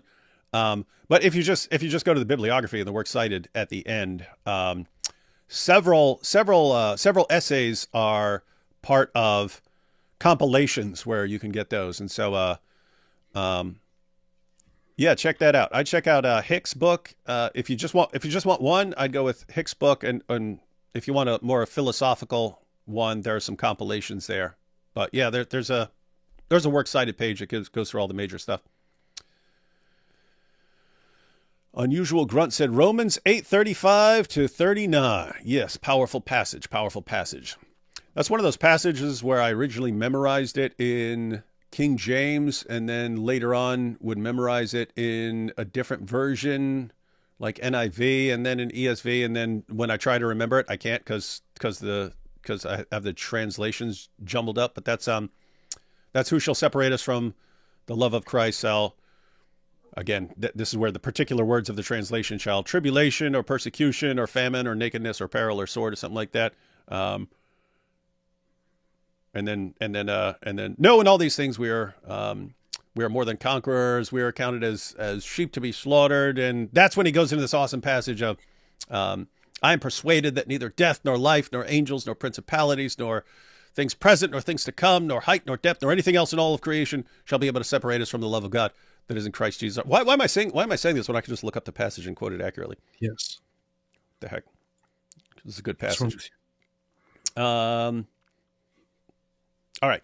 Who shall separate us from the love of Christ? Shall trouble or hardship or persecution or famine or nakedness or danger or sword? I think this would be a good message for the Polish ex-Muslima, being concerned about losing your family. But you have, who shall separate us from the love of Christ? Shall trouble or hardship or persecution or famine or nakedness or danger or sword? As it is written, for your sake we face death all day long. We are considered as sheep to be slaughtered. No, in all these things we are more than conquerors through him who loved us. For I am convinced that neither death nor life, neither angels nor demons, neither the present nor the future, nor any powers, neither height nor depth, nor anything else in all creation will be able to separate us from the love of God that is in Christ Jesus our Lord. That was the original based passage. How do we cope with being Catholic and having the Pope being a communist? I don't know. I actually wonder that. Communist? Yeah, because I know, like people who criticize Catholicism say, but you believe in papal infallibility and stuff. No, that doesn't mean that everything the Pope does is infallible. Certain kinds of statements that the Pope makes would be considered infallible, but not everything the guy does. So you don't have to believe that the Pope is perfect or that everything he does is has God's stamp of approval on it. You can actually, and you guys have had some messed up popes over the years. So I don't actually know how that works as far as what if you have a pope and he's saying some seriously screwed up, messed up stuff, and you're a Catholic who is supposed to submit to your leaders. I'm not sure how that works. I'm not sure. I'm not sure what the process is as far as what you're supposed to do. It's actually a little bit simple to an extent, which is that the Pope has authority, and you are supposed to obey him if he if it is a matter of dogma, of theology, of faith, and all that. If it is just a regular thing about politics, about worldly things, and all that, and the Pope makes a statement, you're not supposed to just accept that as you're not supposed to accept him as authority on that. But and even if the Pope makes a statement about a theological matter and it clearly goes against agreed upon dogmatic, set in stone beliefs, then people are supposed to call that out and challenge it, which happened in the past. That's it. That said, I would have difficulty with several successive popes over the decades, for example, expressing sympathy or love for Islam, for example. You heard it here, folks, but AP is, of course, a Kate Schumann in the Orthodox Church, and so don't take everything he says about the Catholic Church that he is at war with seriously, because he could be misrepresenting. I think Catholicism is based. You don't know anything, though. Hitchens used to say Christianity killed so many people. Meanwhile, Hitchens excused away deaths under communist atheism with, it was totalitarianism. New atheism cherry picking is their virtue. Yeah, in other words, if he were consistent, he would say, okay, so a bunch of atheists have killed tons of people. Maybe that's just something that human beings in positions of power tend to do, in which case I would have to be careful about attributing it to Christianity. I would have to say, were they in line with Christianity when they killed? But no, it's just, nope, anything you've ever done, anything that's been done in the name of Christianity has been the fault of Christianity. Anything that atheists have done, hey man, that's just people. Powerful. I know one of these types in real life. The other week, he told me about the Russian sleep experiment, creepypasta, as a real historical event. Powerful. I'm not sure what that's about. Russian sleep experiment, creepypasta. You don't know what that's about? No. Everyone knows that, David. You don't know what creepy. Generally speaking, says Christ is king is saying Messiah is Messiah. It's a nonsensical phrase. The God of the Jews, in the person of the Son Yeshua, salvation, has been given all authority over heaven and earth. He is the servant of all. Matthew 5:5. Yeah, there is something weird about saying, so Christ is the anointed king. So it's saying the anointed king is king, or Messiah is Messiah. It's funny because this is basically why to Jews the phrase doesn't really mean anything. So there's no reason why they should be offended by it, which is why no Jew is offended, which is why this whole hysteria about, oh, the Jews are saying it's anti-Semitic is completely made up. I have to this day not seen a single Jew say the phrase is anti-Semitic. I have not seen a single Jew who said saying this phrase is anti-Semitic. I have not seen a single example of anyone actually arguing that the phrase or saying the phrase is anti-Semitic. Nobody said this. People have only said that using it or misusing it in a certain context, specifically to attack Jews, is what is bad here. If it was said to Jews directly, rather something like Jesus is God, Jesus is Lord, or something like that would be offensive for them to hear or perceive. That's it. But Jesus is king or Christ is king just doesn't really mean anything to them. It's funny. Yeah, and so can we say that a bunch of people are straw manning the Jews right now? Yes. Like most Jews aren't saying anything about this, but those who are saying, "Hey, don't misuse that. Look who's using it. Look how they're using it." And so if you're saying, you see, they're telling us that the phrase that saying Christ is king is anti-Semitic, that would be a straw man, right? Because that's not what people are saying. They're saying like how it's even being used is. Jews are not even mostly part of the conversation. It's just I've only seen a couple. Christians, and I'm talking about since last year when it became a big issue. I've only seen a couple of. It's just Christians telling other Christians that it is wrong to use it in this context, and then these groypers come and say, "Well, you see, the Jews are saying it's anti-Semitic." No, Jews aren't even participating in the conversation. It's like they are barely saying anything about it. They don't want to participate in it. It's so ridiculous, man. Ben Shapiro and Rabbi Shmuley have said it is anti. No, they have not. Ben Shapiro never said the phrase is anti-Semitic. Stop making up nonsense. Yes, he did. Rabbi Shmuley, pretty sure, as terrible as he is, never said it either.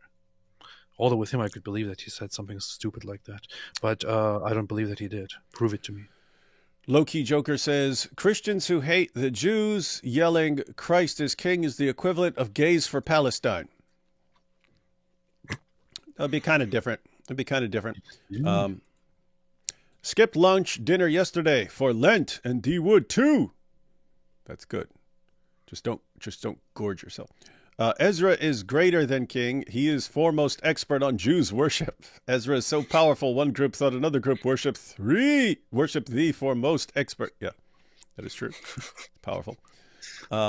First Muslim pope might come someday, inshallah. Inshallah. You have to wonder the rate they're going. The rate they're going with this love affair of the pope. This, and keep in mind, it's this pope in particular, but there have been a couple of others. But yeah, you just wonder when, hey, yes, I'm a Muslim now, I'm the pope. First pope, 3 times denied Jesus Christ, but communist is an issue. Well, if you're talking about Peter right here, Peter repented. So if you're a communist and you turn away from that, that would be one thing. If you're just a total communist, I don't know enough about the guy to say what his views are, but hypothetically, if you're a communist, I'd have a problem with that. If you turned away from it, I wouldn't have a problem with the fact that you believe something stupid at some point. Muhammad said last hour won't come until all Jews are wiped out, but their version of Jesus comes before the end. However, Allah won't ever let him die. Therefore, paradise will never come to pass. Oh, I get it. You're saying, wait, Jesus is a Jew, so Muslims won't be able to wipe out all the Jews. But the thing is, Jesus is supposed to eventually, not Jesus, but Isa is supposed to eventually die. And the thing is, Isa is not really a Jew because he's Isa. It's not like the real Jesus. Yeah, and they don't actually have a problem with you if you convert to Islam. Then you're okay because you've submitted. The real problem with the Jews and Christians is if they're sincere, then they won't convert to Islam, and so they're always a problem. Romans 3:9-11. If only they listened. Oh yeah, that's part of the passage about no one being righteous. Let's see. Nobody. Yeah, here we go. Right. What shall we conclude then? Do we have any advantage? Not at all. For we have already made the charge that Jews and Gentiles alike are all under the power of sin. As it is written, there is no one righteous, not even one. There is no one who understands. There is no one who seeks God. All have turned away. They have together become worthless. There is no one who does good, not even one. He's quoting a series of Old Testament passages about everyone becoming corrupt and so on. But he's pointing out this applies to human beings who sin in general. We're all Jew and Gentile. You're all in the same boat when it comes to sin. In all seriousness, how long do you think before selling up and getting out of UK becomes difficult? That is going to be an issue. If you are thinking you are eventually going to want to get out, you might want to do that sooner rather than later. Abduls won't ever outnumber the native population of the UK. They only have some cities. If Sharia was actually implemented, then huge hordes of natives would take parliament. Droog, doubt it. Yeah, Droog, I'm one of the people who actually thinks that not all hope is lost for the UK and that they can turn this around because what's the actual population? The Islamic population there is like 6.5% or something like that. So you still like, and even then, even within that Muslim population, you have Muslims who aren't trying to subjugate you and so on. So you've got a minority of the population who actually wants to take over and subjugate you and so on. But as far as they won't ever outnumber the native population, if things continue the way they are now, they will absolutely, indisputably outnumber you. It's straightforward math. The trajectory continues as it is. Yeah. So the native British population has extremely low birth rates, not even replacement, meaning your population would start dying. Your government won't allow that to happen. They need workers and so on. So what do? They keep bringing in more Muslims. But the Muslims have birth rates that are like 3 times higher than yours. So your leaders continue bringing in more, and the ones they bring in have massively higher birth rates. Guess what? You could take a group that is 1% of the population. If they have birth rates that are 3 times higher than yours, they will eventually outnumber you. That's if they just had 1% of the population, and you weren't bringing any more. It's straightforward math at that point. It's inevitable. Again, unless something changes. So what I'm saying is, I think something will change in the future. But what you're saying is, no, they won't ever do it. No, they won't ever do it if something changes, something significant changes. But you can't say they'll never do it. You can't say they'll never do it because it's inevitable that they do it unless something changes. So, but David, seriously, under any circumstances, do you ever believe this whole theory here that if Muslims took over, British people would actually rise up and take parliament? That's the other thing. And by the way, Drew, that's actually, there's been a study on that. What was it, like 11% of British, like the fighting age men, so young men? Look, the best thing that would happen is a bunch of British people would go there and be like, "Oh, give me back my country, innit?" And then Muslims would be like, and they'll hold up "What's signs. the problem?" And they'll be like, "Oh, mate, I'm joking, mate. I'm joking. Calm down. Let's calm down. Let's talk about this, mate. Come on. Let's talk about this." That's what would happen. Yeah. So the issue there, Droog, is no, we're going to stand up and take our country back. Okay, 11% of your young men say they're willing to stand up and defend their country. That's a small minority of the in fact, that group, 11, if you take 11% of the young people, 11% of the young people, so not of all people in Great Britain, 11% of the young people, guess what? You are outnumbered. That group is outnumbered by Muslims. The people actually willing to fight for their country is already outnumbered. So again, things can change. People's minds can change. People can wake up to things.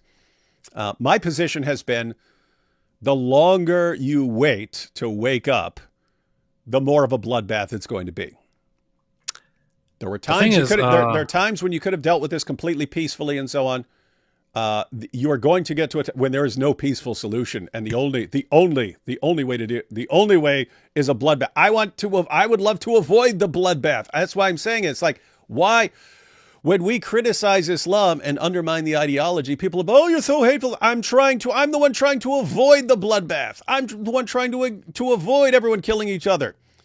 And yet I'm the evil, hateful guy. And all the people saying, no, let's just put this off to the next generation and let them fight it out and have a big civil war. It's like, okay, and you're the good guys, right? You're the good guys who want to do things like that and want a bloodbath. Weird stuff. Yeah. Where's it? What were you saying before you started fighting a mosquito? Nothing.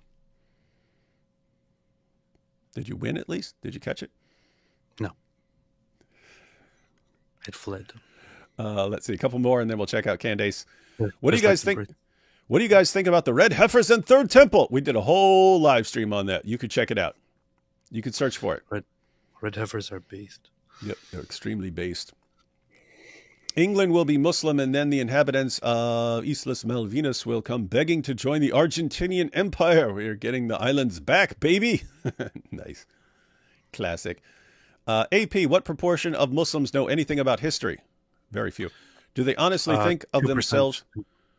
Okay, good. Do they honestly think of themselves as being oppressed by Jews? Do they feel embarrassed at all claiming that? Are they lying through their teeth to curry favor with woke? Is this pure Machiavellianism? I will be very honest here.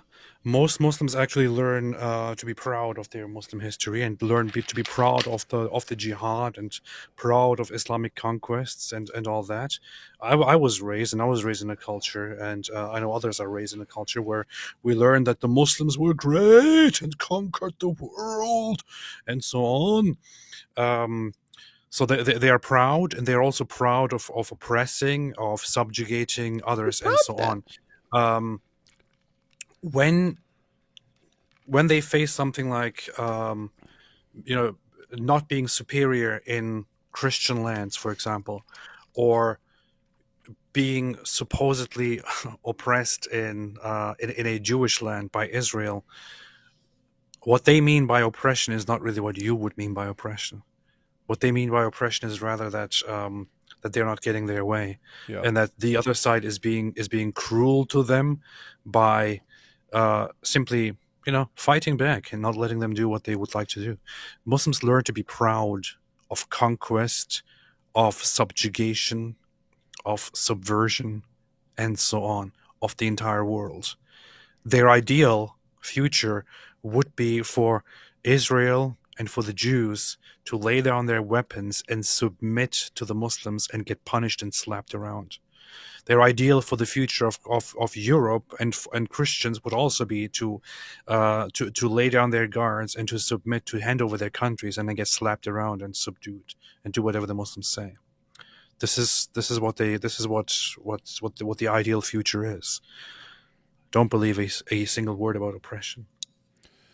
The important takeaway of what AP just said there is, for lots of people in the Ummah, we're being we're being oppressed is actually, we're not getting our way.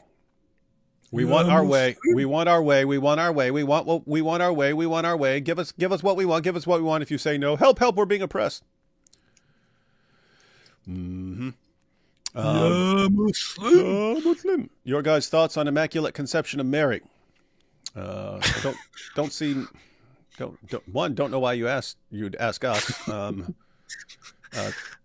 Two, I don't see any biblical basis for it. So you'd have to have some church basis, but biblically I based. wouldn't be in that church. I'm not part of that church, so I would say that there is a solid there are solid grounds to assert that that Mother Mary is pure and free of sin and blame and all that. Of course, the whole idea of her being um, always that and never being part of the fallen nature of humanity is a whole discussion. But then you have on one hand you better go here, ask your priest, man. You better go you ask have your priest. a Protestant who calls himself non-denominational because he doesn't want to call himself Protestant, and on the other hand, you have a Kate Schumann in the Orthodox Church. So, not sure why you would ask this question to us. Because if you really want to tick off Jews and Muslims, then you're better off making St. Peter's confession: Jesus of Nazareth is the Christ, the Son of the living God. You see, no, you just say Christ is King, and the Muslims will agree with you. So many young people have been educated to hate Great Britain, lied to about empire, think Islam is religion of peace, won't listen. That is a problem. Tons of manipulators. This is what happens when everyone in every position of power, the government, journalists, the educators, everyone is bombarding these young people with these ideas. You end up with a group that actually wants to be subjugated and thinks they deserve to be subjugated. the best time of the British Empire was when it was a British Empire. The best time of Great Britain was when it was a great British Empire. I would say that people shouldn't be ashamed to say, especially British people, if they want to actually save their country, should not be afraid to say that that Great Britain was a blessing to the world when it went out and colonized the world, when it ruled over much of the world. It was actually a great thing because it brought flourishing to every corner of the world. It brought greatness to corners of the world. It brought greatness to itself. This whole trying to be like, oh, we have bad history, and all the others, they deserve to now come here and exploit us and all that. That's nonsense, man. You're just committing suicide. Don't commit suicide. Yeah, don't do it. Say no. Let's see. And then we had the second one here. Your guys' thoughts on the Immaculate Conception of Mary. Even as a Catholic, I find serious issues with it. Yeah, if you want to explore issues with that, it would be best to ask people who really focus on that, and that wouldn't be me or AP so far. But give AP some time, and he will be. It's kind of funny because this Catholic rosary here has what is called the miraculous medal, and on here it says conceived without sin. So it has the whole idea of the Immaculate Conception right there. But I never really spent much thought on it. Mm-hmm. Where would you start when exploring evidence for Christianity? Thanks. Probably trying to think here.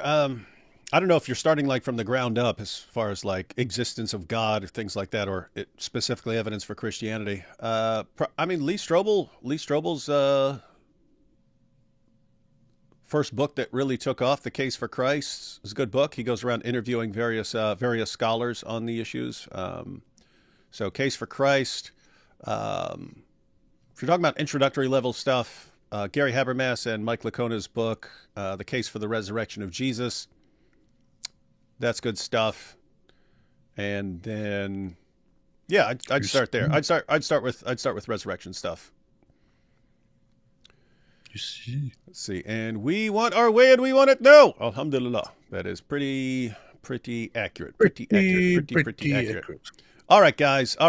Now we have a clip from our hero. Mojab Search History says, I don't know if Africans will agree with AP that the British Empire was good for them. Well, nobody really asked them, so I'm not asking their opinion. Good point.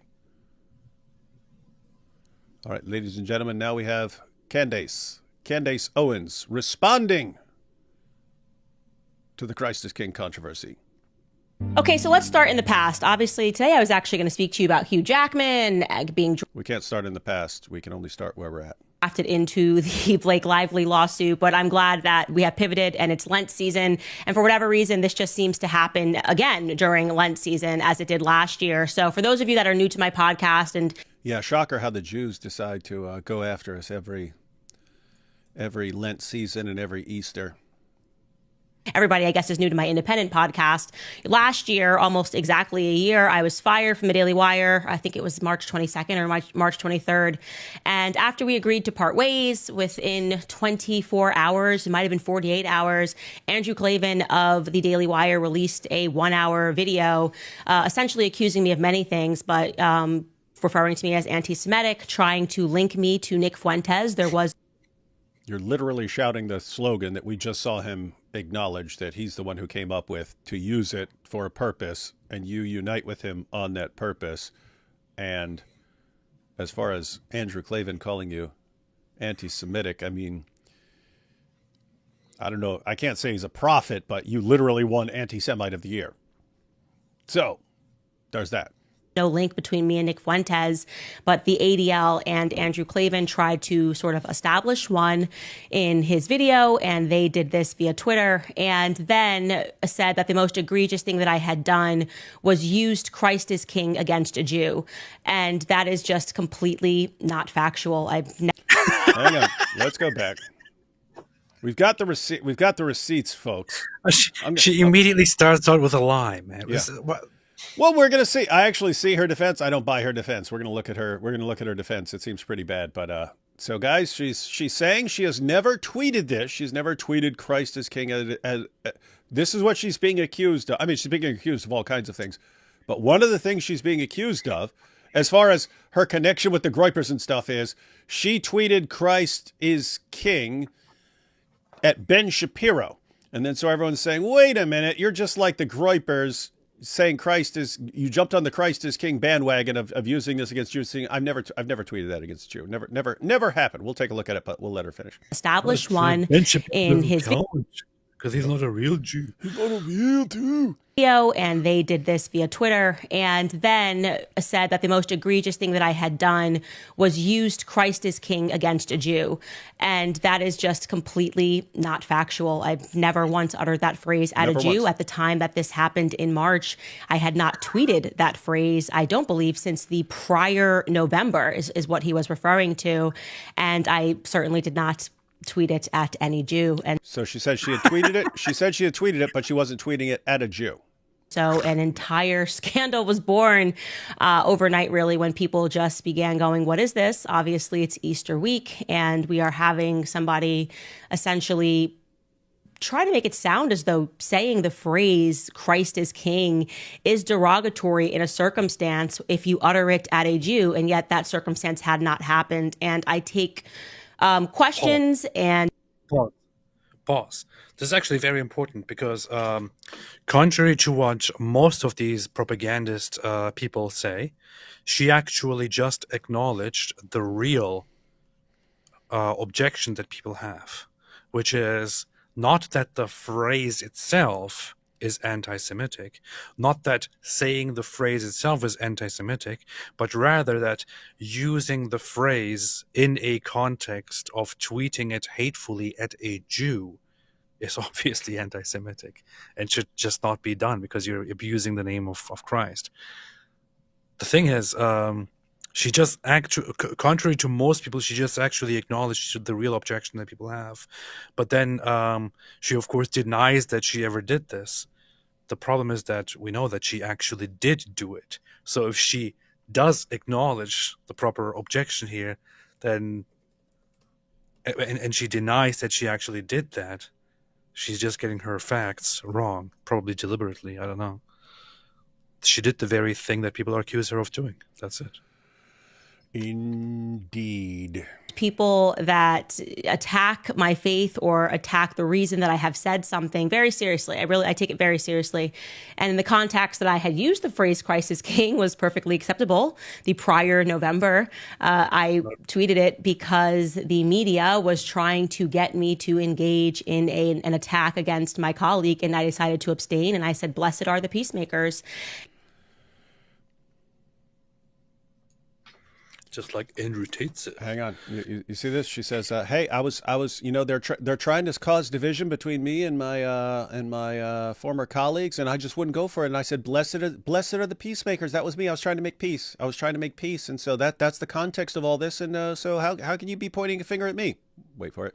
Media was trying to get me to engage in an attack against my colleague, and I decided to abstain. And I said, blessed are the peacemakers. And I thought that I was choosing peace in that moment. And indeed, that certainly backfired. Anyways. All right. A lying snake. Yeah, evil, lying. That at this point, guys, if the only thing I knew about Candace was what she just said and actually what she said in her tweets, and that's her representation, I would not trust a word she says. I wouldn't trust a word she said. And the fact that some of you are like, yes, Candace, oh yes, who would instantly just buy any idiotic thing she said. I never said it. I'm saying that because I've seen people defending. Yeah, she's right. She never did say it. She never did say it at Ben Shapiro. And then her say, I was just trying to make peace. I wasn't trying to cause division. Let's go ahead and check out the let's go ahead and check these out real quick. All right? Yeah. So look, she's responding to Ben Shapiro here. She says, you are utterly out of line for suggesting that I cannot quote biblical scripture. The Bible is not about you. And then Ben Shapiro here says, she's responding to Ben Shapiro saying, Candace, if you feel that taking money from the Daily Wire somehow comes between you and God, by all means quit. And so she responds to that. You are utterly out of line for suggesting that I cannot quote biblical scripture. The Bible is not about you. And then 2 minutes later, she posts a follow-up comment, Christ is king. So here's the defense of Candace Owens when she's saying, I've never said this to a Jew. Her defense is she responded to her own comment. Therefore, she's responding to herself and not to Ben Shapiro. See that? Yeah. Okay.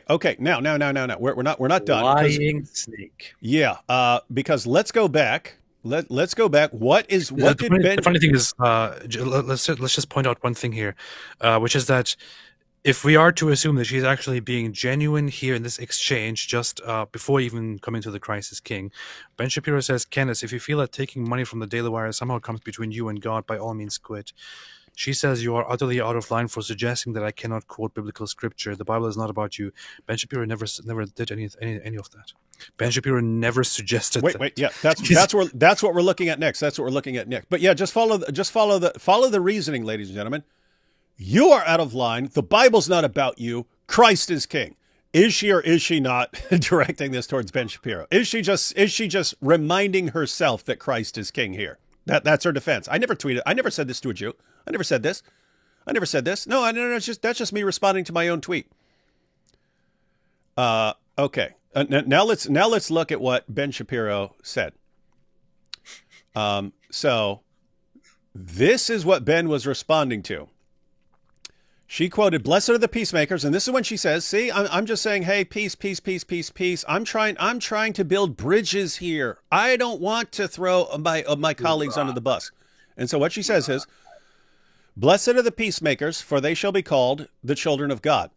Blessed are they which are persecuted for righteousness' sake, for theirs is the kingdom." Keep in mind, guys, she's talking about herself because they're blasting her. People are blasting her for being an anti-Semite and so on. And she's saying, blessed are they which are persecuted for righteousness' sake, for theirs is the kingdom of heaven. But then when you ask her about it now, she said, I was just saying, hey, I want peace. Blessed are the peacemakers. Blessed are you when men shall revile you and persecute you and shall say all manner of evil against you falsely for my sake. Who's she talking about here? She's talking about herself. She's the true follower of Christ in all this, and she's being persecuted by all these evil people. But some of those evil people are the people she worked with, are the people she worked with back then. And then so she has here, no one can serve two masters. Either you will hate the one and love the other, or you will be devoted to the one and despise the other. You cannot serve both God and money. Now, in the context of what was going on November 14th, 2023, she had been posted. Keep in mind, guys, this is a little over a month after the October 7th attacks. She's going off on Jews for being behind everything. And then she gets called out, and people are calling out the Daily Wire going, how do you have this? How do you have this woman? How do you have this woman as doing one of your shows? How can you be doing this? And then when she gets blasted, blessed are they which are persecuted for righteousness' sake. She's the peacemaker. She's the peacemaker because she's condemning Israel and so on. She's the one calling for peace, calling for the Jews to end their persecution of the Palestinians.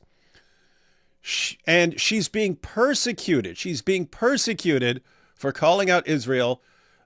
She's being persecuted by her own company, but she has to remain true to her faith because, she says it here, no one can serve two masters. So she has a moral obligation as a devout Christian to call out the evil Jews for what they're doing. But her job says you need to stop doing this. You can't do this, and we're the ones who write your paycheck. We write your paycheck, so you can't be sitting around moaning and wailing about Jews all the time and be getting a paycheck from us. And she says no one can serve two masters. Either you will hate the one and love the other, or you will be devoted to the one and despise the other. You cannot serve both God and money. So, sorry, Daily Wire, just because you write my paycheck doesn't mean I'm going to bow to you and submit to you and not call out these Jews for what they're doing to the Palestinians. I have to serve God, not money. And then Christ is king, not you. Not you, Daily Wire. Not you, Ben Shapiro. Not you, Jeremy Boring. Not you, Andrew Klavan. Christ is king, not you. And so I'm going to continue making peace. I'm going to continue enduring persecution for my righteousness' sake because I'm righteous. And I will not serve two masters. I will not serve your paycheck. I won't do it. Christ is king. Christ is king. Christ is king.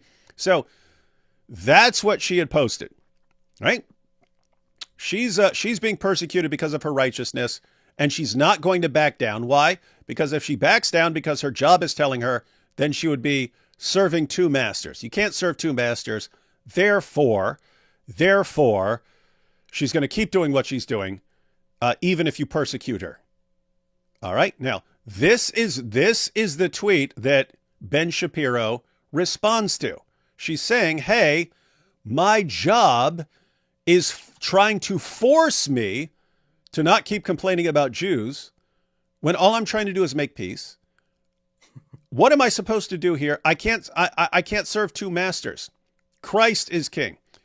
And so Ben Shapiro responds, Candace, if you feel that taking money from the Daily Wire somehow comes between you and God, by all means, quit. Guess what? He's totally right. If you say, hey, my job is trying to force me and I feel conflicted here because they're saying that they write my paychecks and I can't be going against what the company wants and so on. And he says, if you think that's a problem, go ahead and quit. And look at her response. Look at her response. Again, if all I knew about her was just this tweet, I would think she's a lying, evil, terrible person. How does Candace respond to Ben Shapiro saying, hey, if you feel like you're being conflicted here and you're having to compromise because you're trying to serve Christ while also working for our company, there's a very simple solution, lady. You're allowed to quit anytime.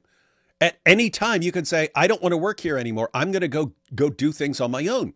If you feel that you are being forced to serve two masters, us, because we write your paycheck and so you're serving money, and God, and you have a problem with that, then you can quit. Look at how she responds. If I've seen her do this over and over and over again, but this is just terrible. You are utterly out of line for suggesting that I cannot quote biblical scripture.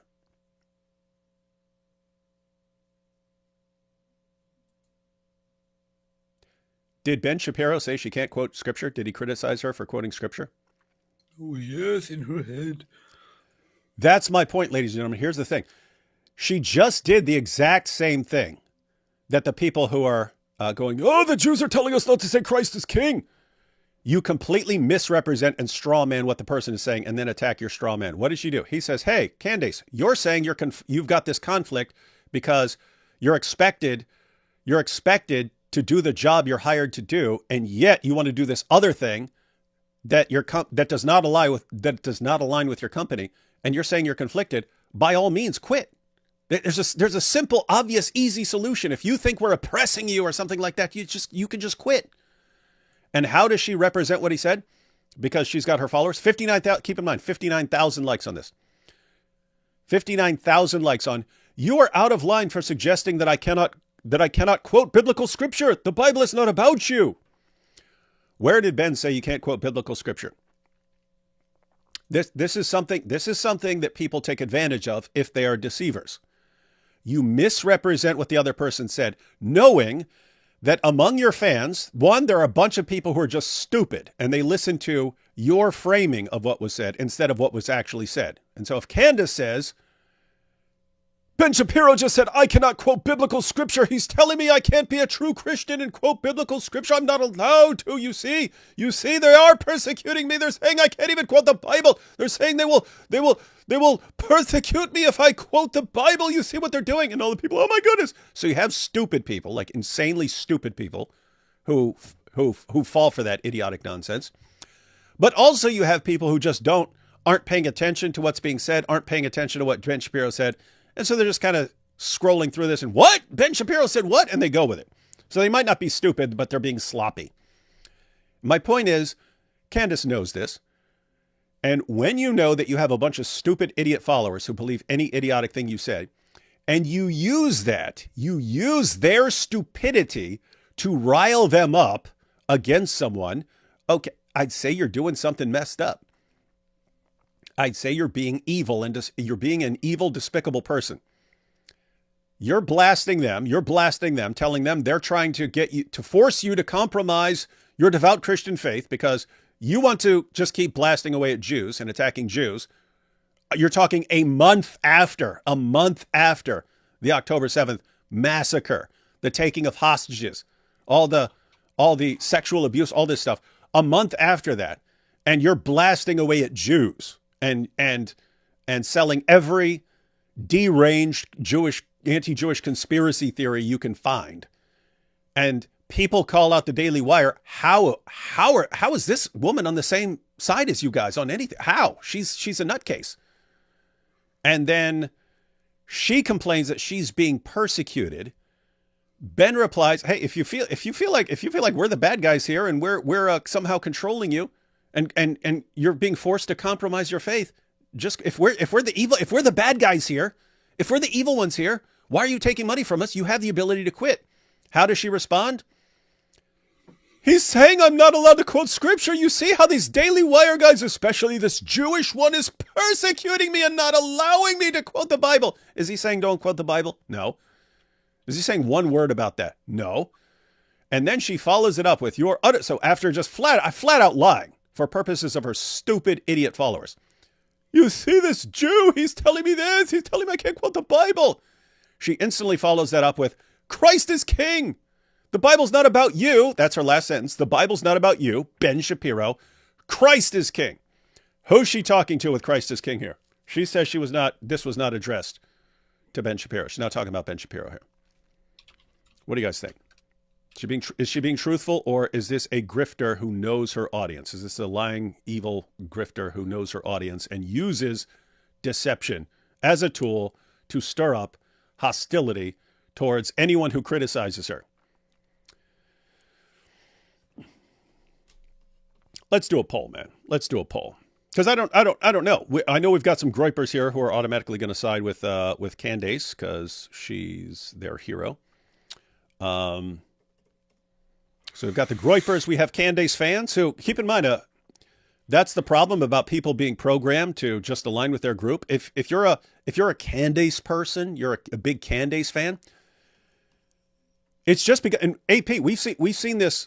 We saw this a lot with like Andrew Tate. Andrew Tate, well, this is what I did. This is what I tweeted. This is how I tweeted. This is what I did in my PhD course, and this is what I did with this woman. He can brag about it for years. And then all he has to do, the very next, matter of fact, he could say one thing one day, and the very next day say, I never did that, and I never said that. And all his fans will go, he never did that, never said that. Even if he said it a million times. It's just, and it's like that in Islam, right? Where Muhammad could step out and say the opposite of what he said the previous day. Some new revelation completely contradicts it. And then they all just go along with the new revelation. And so you have this over and over and over again. But guys, this is like manipulation 101. If you get a group and you can just tell them anything now, and it doesn't matter if it completely contradicts what you said an hour before, or it doesn't matter how obvious you are lying, you cannot reject what the person is saying because it would mean you're no longer part of the group. Guess what? These are cult behaviors. Everyone right now is falling for basic cult behaviors, basic cult tactics. Here's how you develop a group over time that will not question anything you say. And once you get that group, guess what? If Ben Shapiro says, hey, if you're complaining about your company you work for, you're allowed to quit. And she says, you see, this Jew is saying I'm not allowed to quote scripture because I'm a Christian. None of your followers is going to question you. Not the ones that have really been manipulated. And if you then immediately tweet Christ is king, and a year later you say I never tweeted Christ is king at him, they'll say she never did it. She said it. She said she never did it. She didn't do it. She says she's talking to herself. Yes. So instead of she's talking to herself. So instead of just saying it to herself in her room, she actually had to tweet it herself as a follow-up to the tweet that she sent 2 minutes earlier to Ben Shapiro, and which is connected to that. You getting all this, AP? Oh wait, I wanted to do a poll. Of course, man. Of course I am. What do you think? What do you think I am? Oh, you wanted to do a poll. Yeah, but I was off the screen. I was off the screen with the thing where I put on where I do a poll. You wanted to do a poll. We're gonna do it. Where is it? Where's the poll button? First, you gotta find the poll. Ah, it's the plus. It's the plus sign. They're usually in Poland. Okay, was Candace's tweet saying what? Oh, here we go. Was Candace's Christ is King tweet directed at Ben Shapiro? Was Candace's Christ is King tweet directed at Ben Shapiro? So I'm going to launch this poll right now, ladies and gentlemen, so everyone sees what we're talking about. Was Candace's Christ is King tweet directed at Ben Shapiro? Here we go. All right, ladies and gentlemen, we got a poll. And again, we got some Groypers here, and we got some Candace fans and so on. So I'm not sure what people are going to actually vote. We have Groypers? We don't have Groypers, so what are you talking about? Why would Groypers watch this show? Groypers love you, man. Groypers love me. But I don't love Groypers. Well, it's pretty heavily favoring the yes that was directed at Ben Shapiro, which is what in the video she says she never did this, guys. She said she has never directed Christ is King at a Jew. She's saying that is a false accusation coming from the Jews who are trying to persecute her because of her righteousness. The Jews are trying to persecute her because of her righteousness, and they're falsely accusing her of saying Christ is King to a Jew. But she was keep in mind, she was just saying it to herself. She's saying it to herself as part of the thread that is directed towards this Jewish guy. All right, everyone got that? All right, the Groypers and the Candace fans are jumping in.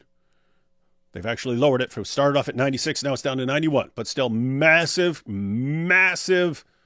majority of people not following. Keep in mind, guys, when you're saying, she obviously was saying that to Ben Shapiro. She's obviously responding to Ben Shapiro. What you're saying is she just lied to all her fans, lied to all of her followers, and that she's a liar. That's what you're saying. That's what I'm saying. I agree with you.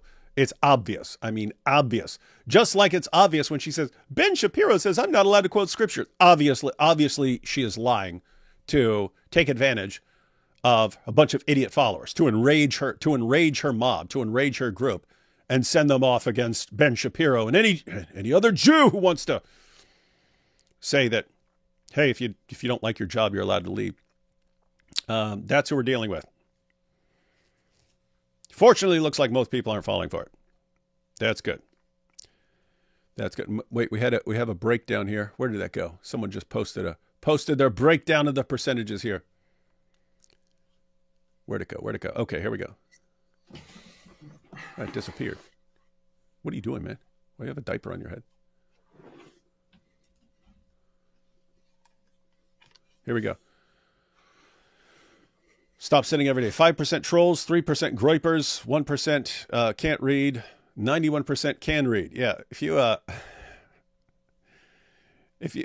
don't look at Christ is King in response to a comment that was directed at Ben Shapiro and say, hey, she's lying when she says she's never directed that statement at a Jew. Yeah, I'd consider you at the very least really, really gullible and probably extremely stupid. What is that thing on your head? It's weird because you look kind of cool, but still like a dork. It's a headset I have been having the entire time. What's that? It's a headset. You've got B.Apologetics underwear on your head. Oh no, this is a diaper. Yeah. So what's looks like things are leveling off at a little over 90%. They're at 91%. So 91%. And guys, I didn't know if that was going to be like 50-50 or something. I expected a majority to be literate and to be able to say, okay, she obviously was directing that at Ben Shapiro. So anyway, interesting stuff. Let me just get a screenshot of that for future reference. Hey, let me recite the Quran just to demonstrate how awesome it is, how beautiful it is. While you're doing that.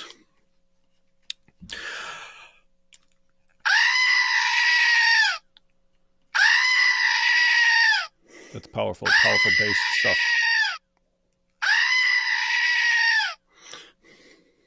See, there you go. This is what people love about Islam, man. Very bass. All right, well, Candace, I'd say you lost that one. You failed to deceive this audience.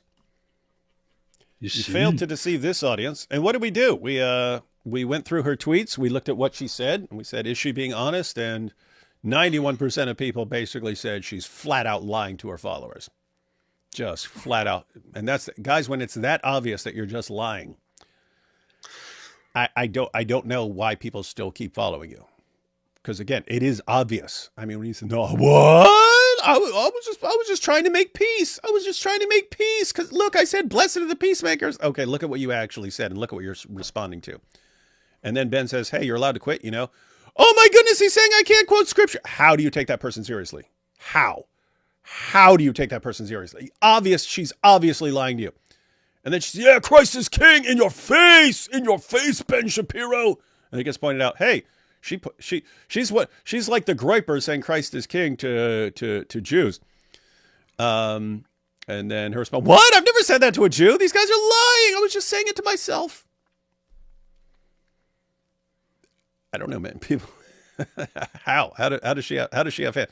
But again, it's the same situation with Andrew Tate. Andrew Tate still has tons and tons of fans. I can only conclude some people just love being lied to. It makes them feel warm and cozy inside their little group. You got the same situation with Andrew Tate. You got the same situation with the Dawa crowd, the Dawa bros. And now you got the same situation with Candace, of course. I mean, it is very easy to understand what she was actually saying, and she was being actually she was clearly saying it at a Jew, and those who say that she did not say it at a Jew, they're fooling themselves.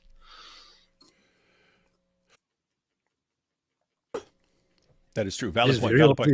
Very obvious. All right, let's take a couple super chats, and then we'll just sort of glance through Candace's recent tweets and Jordan Peterson's recent tweets. They took a couple shots at each other, and then we'll look at kind of the main findings of the study that caused this rumpus. We want our way, and we want it now. Alhamdulillah. That is true. I wish instead of taking shots at each other, people just took shots. You know? That's what they should do. MW says, Luke 1:26-38 and Luke 1:39-56 speaks to Mary, the mother of Jesus, and more in Matthew 1:16. Yes, I acknowledge that there are Bible passages speaking. So here you especially in Luke 1, you have the angel Gabriel talking to Mary. We're not saying did an angel talk to Mary. We're not saying did the angel Gabriel talk to Mary. We're saying, does the angel Gabriel and what he said to Mary suggest,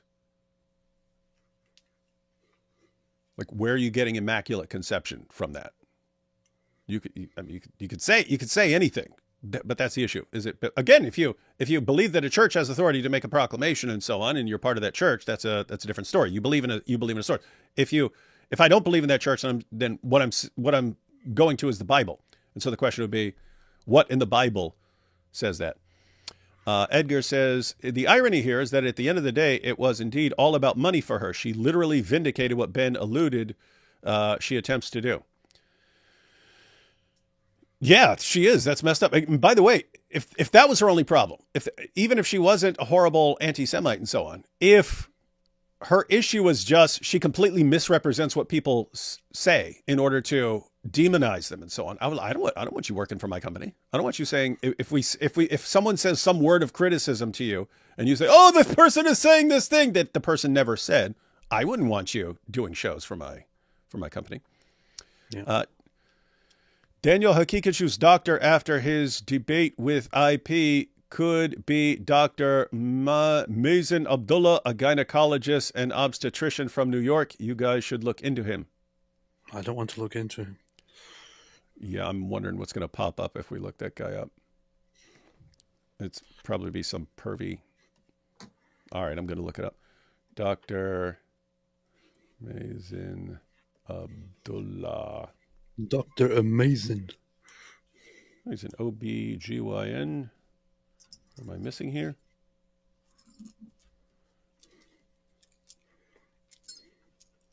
Wallahi. I don't even know what I'm supposed to be doing here. So it pops up, but it's just a guy's a gynecologist and obstetrician. Wallahi, I'm a gynecologist. Wallahi. Anyway.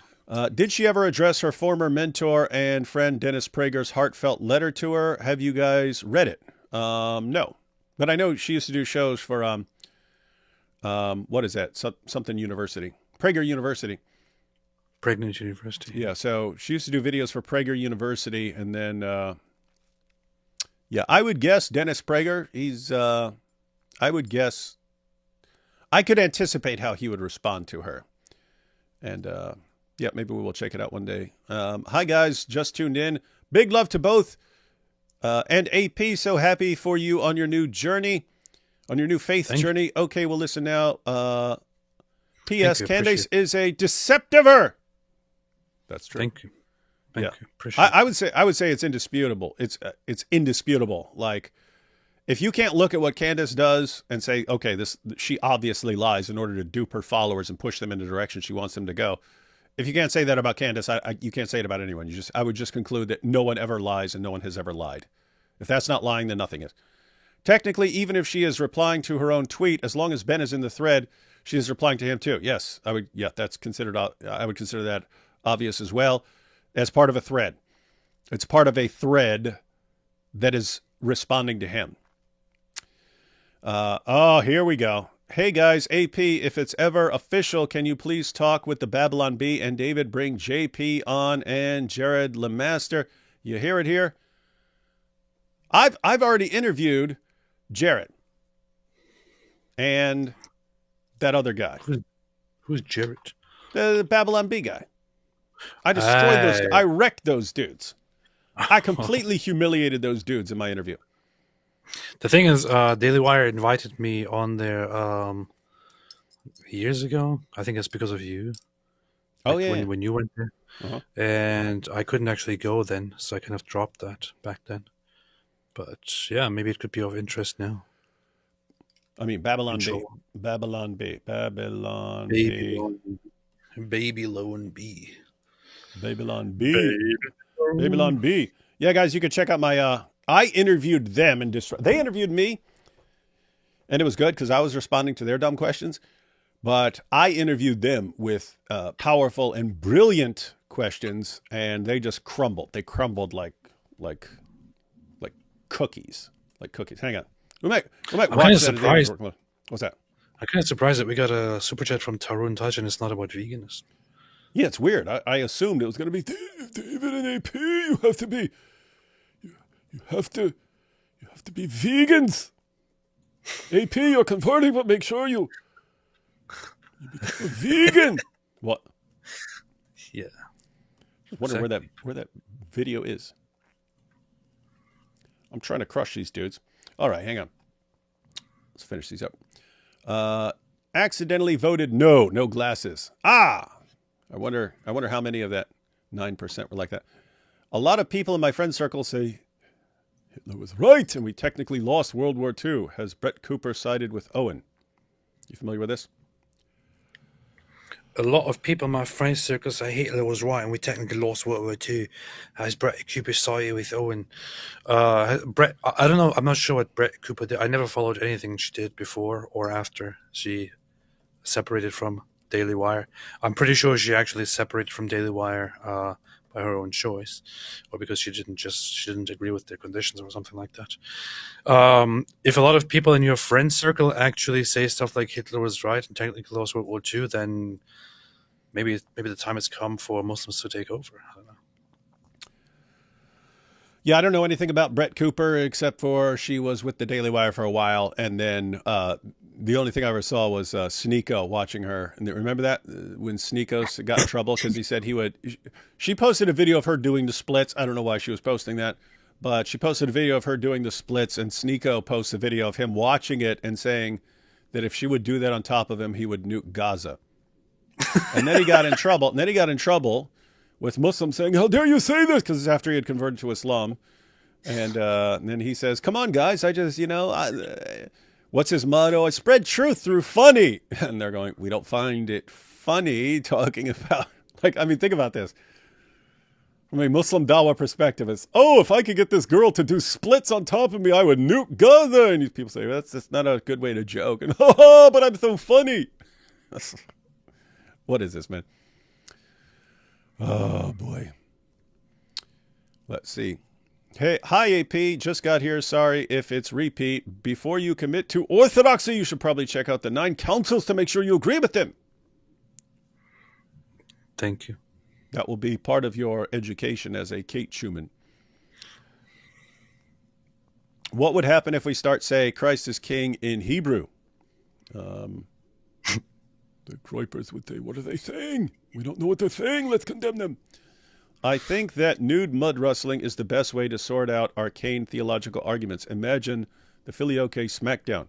What's wrong with you, man? You see what the Rabbi Tovia Singer fans do? Love you guys. Appreciate your ministry. Praying for you. Thank you. Christ is the God Emperor of mankind.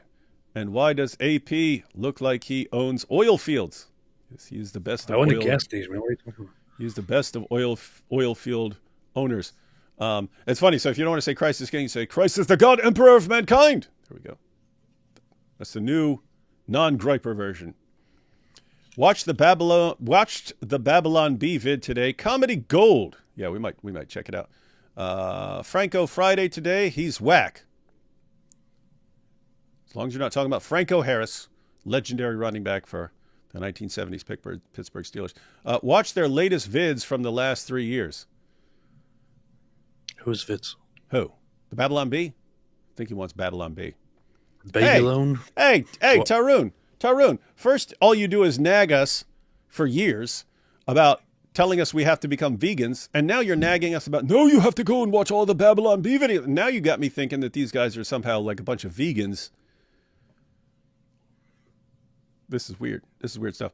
And then we have Kate Schumann saying, "Keep my name out your mouth." And so we shall. The picture. All right. Is it AI generated picture of Kate Schumann? I don't know. That is the Kate Schumann. Let me see. So, all right. I just pulled up sort of this is the top. This is the top of what you get if you search for Christ is King here. Christ is King. So what do you get? You get Christ is King. So if you search for Christ is King, I'm just going to scroll through from the top here. Frank here says, if you're confused why Christians get really offended when Christ is King is used like this, then I very much question that you actually believe Christ is King. And so he shared shared how the gropers are using this. And it's, You see what he said to this Jew, and Christ is king. This just looks like you misusing the name for hate. How do you know what anything looks like when your eyes are covered by your underwear? Because I remember what you're looking at, because I saw it earlier. All right, so Jack Poso. So this is the guy we heard from earlier. When we say Christ is king, we are not just speaking. We are rebelling against what's the truth. We are tearing down these modern idols and putting the true king back on his throne. And that's why the smears come. It represents a refusal to play by their rules. Their rules. We won't play by their rules. Anyone buy this, that they're putting Christ back on his throne? Do you think Christ was off the throne or something like this? You're really doing this to acknowledge Christ? That's why you're doing this? That's the part, guys, that's the part. We don't believe you. We don't believe you. We think you have a slimy tactic for duping people into thinking Jews are trying to stop them from being Christians. That's what we think. We think you are we think you're a bunch of anti-Semites. You hate Jews, and you're sitting around trying to come up with ways to attack Jews who aren't bothering you. And this is what you came up with. And guess what? You've had some success. This did work. This did work. But don't act like, oh no, we just have the purest of Christian intentions. Not buying it. You had the Trad West. Probably anything with Trad in it is going to be posting stuff like this. Christ is king. You see? It's good for Christians to say Christ is king, especially when you scream it at a Jew. Candace Owen said, already the number 4 trend in the U.S. If we have to do this every year, we will. We will never stop proclaiming it. But whoever denies me before men, I will also deny him before my Father who is in heaven. Christ is king. So now, if you don't shout Christ is king, if you don't go with the groypers, you're denying Jesus before men, and you will be denied before his Father who is in heaven. You guys catching this? If you are not on board with the groyper chant of Christ is king, you are denying Christ before men, and therefore you must submit to the groyper group and be a groyper and yell whatever the groypers say, or you'll be disowned by Jesus. Jack Poso here again. They want to make saying Christ is king hate speech. We will not submit. Christ is king. Christians are being slaughtered in Africa and Syria, and they attack us for saying Christ is king. They. Who's they? Who are they? They're working in the dark. They're working in the dark to brand Christ as king as hate speech. No earthly power can dethrone him. They're trying to dethrone him. They're trying to dethrone him by saying, hey, we're not falling for this, groypers. If you say we're not falling for this, groypers, then you're dethroning Christ. But no decree can erase his kingship. No censorship can stop his reign. Say it boldly. Say it unapologetically. Say, Christ is king and we are the groypers and we're here to destroy the Jews. Alhamdulillah. If it is illegal to say Christ is king, Christians must say it even louder. You see, now it's illegal to say Christ is king. You heard it here. And look at it. Anyone who tweets this stuff is getting like 8,300 likes, 3,800 likes. Then you had Seth Dillon here, and we read this earlier. Seth was responding to that Jack dude.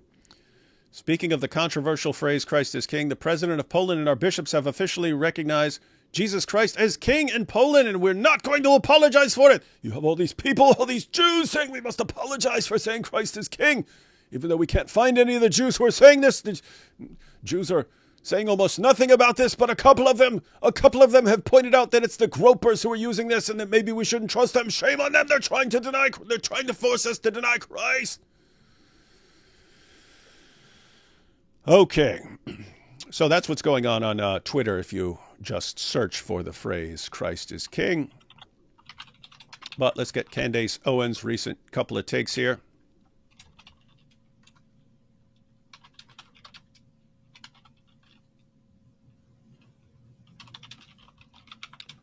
Let's see, and we'll have, where is Candace? Here she is. So Candace, these are just her recent tweets. Some of them will be about this, some of them will be on other issues. So Candace Owen says the ADL dedicates a page on their website to their partnership with NCRI to produce reports on online extremism. They orchestrated the Christ is King Lent attack. So Guys, who orchestrated the Christ is King Lent attack? Looks like the ADL or the NCRI. Yeah, it's the Jews. Jordan Peterson, many are respectfully asking why you partnered with ADL on this. You got that? It's the Jews. The ADL is one of the most openly bigoted organizations against Christians, and they are enemies of free speech. You built your brand on the latter. I think it's fair for us to ask how you were folded into this attack. Thank you for your consideration. And Candace says it would also go a long way. Christians. I mean, you can say lots of things about the ADL, but I really wonder where that comes from. Weird. If it would also go a long way if you could let us know if you were paid to put your name on this paper. Did this just come down to money, or were you actively involved in the production of this research? So you catch that, AP? The Jews paid Jordan Peterson to have his name on this because ordinarily, Jordan Peterson would love going along with the Groypers. I mean, one thing we know about Jordan Peterson, he just loves going along with the Groypers, and he loves people blasting away Jews. And so if you see his name on a paper, he must be getting paid. Yeah. He must be getting paid. And here you have National Contagion Research Institute. It's a far-left group trying to cancel Christ is King. It was founded by former ADL staffer and included in George Soros' Open Society Foundation as an affiliate. Guys, look at what they're saying. This is by Jews. This is by Jews. If the report is saying something that's false, then just show what they're saying that is false. It's pretty straightforward, right? They're saying if they're making false claims or if they're misrepresenting something, then say that. Right now, what you're saying is they're Jews. Here's Sinovich. Did Jordan think people wouldn't find the link between the ADL and his research? Quotation marks. And he could play dumb? Folks go at Candace all day. I stay out it. Cernovich. Pretty sure that he didn't have any concerns about that at all. So, because that's not the point. Mm-hmm. People say stuff about me. I don't care about that. What happened yesterday was part of bigger censorship agenda. Yes. By pointing out how Groypers are using Christ is King. This is the agenda of the Jews. You see, we are so smart. We found out that this is connected to Jews. They tried to hide it, you see. These imbeciles. And Candace Owens, who... This is kind of a boy who cried wolf situation, Candace. So now she's defending Harvey Weinstein. Harvey Weinstein gives me a shout out from prison regarding my objective look into his case. Okay, Candace, you're the same person who did an objective look into the Tate case, and everything you said about it was wrong. And you sat there and lied and said, oh, everything's from over 10 years ago, when it wasn't. Okay, and now you did an objective look into the Harvey Weinstein case. Objective, right? Now keep in mind, for all I know, you did finally do an objective look into the case, and maybe he was completely railroaded and he should be completely exonerated. The point is, because of your actions in the past, because you're a chronic compulsive liar, and you always, I never said that, and it's like obvious that you said it, and then, oh, Tate never did anything, oh, he's being railroaded. I can't take anything you say seriously. You've destroyed your credibility for anyone who is not in your little cult. Here is Richard Kyle saying ADL was created to defend a Jew who raped a girl in Deep South USA. That's not what happened, Mr. Richard Kyle.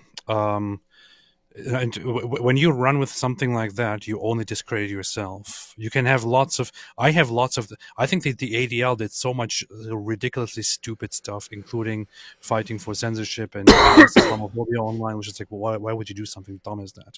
But the ADL, the case you're referring to, Leo Frank, the ADL was founded and was started in order to make the case that this guy, without being properly analyzed, without being given a proper fair trial, was sentenced and then lynched.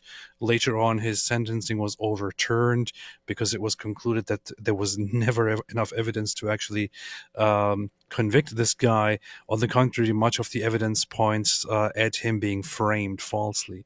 So that is what the ADL is actually about. You are just misrepresenting this and thereby just discrediting yourself from the very beginning.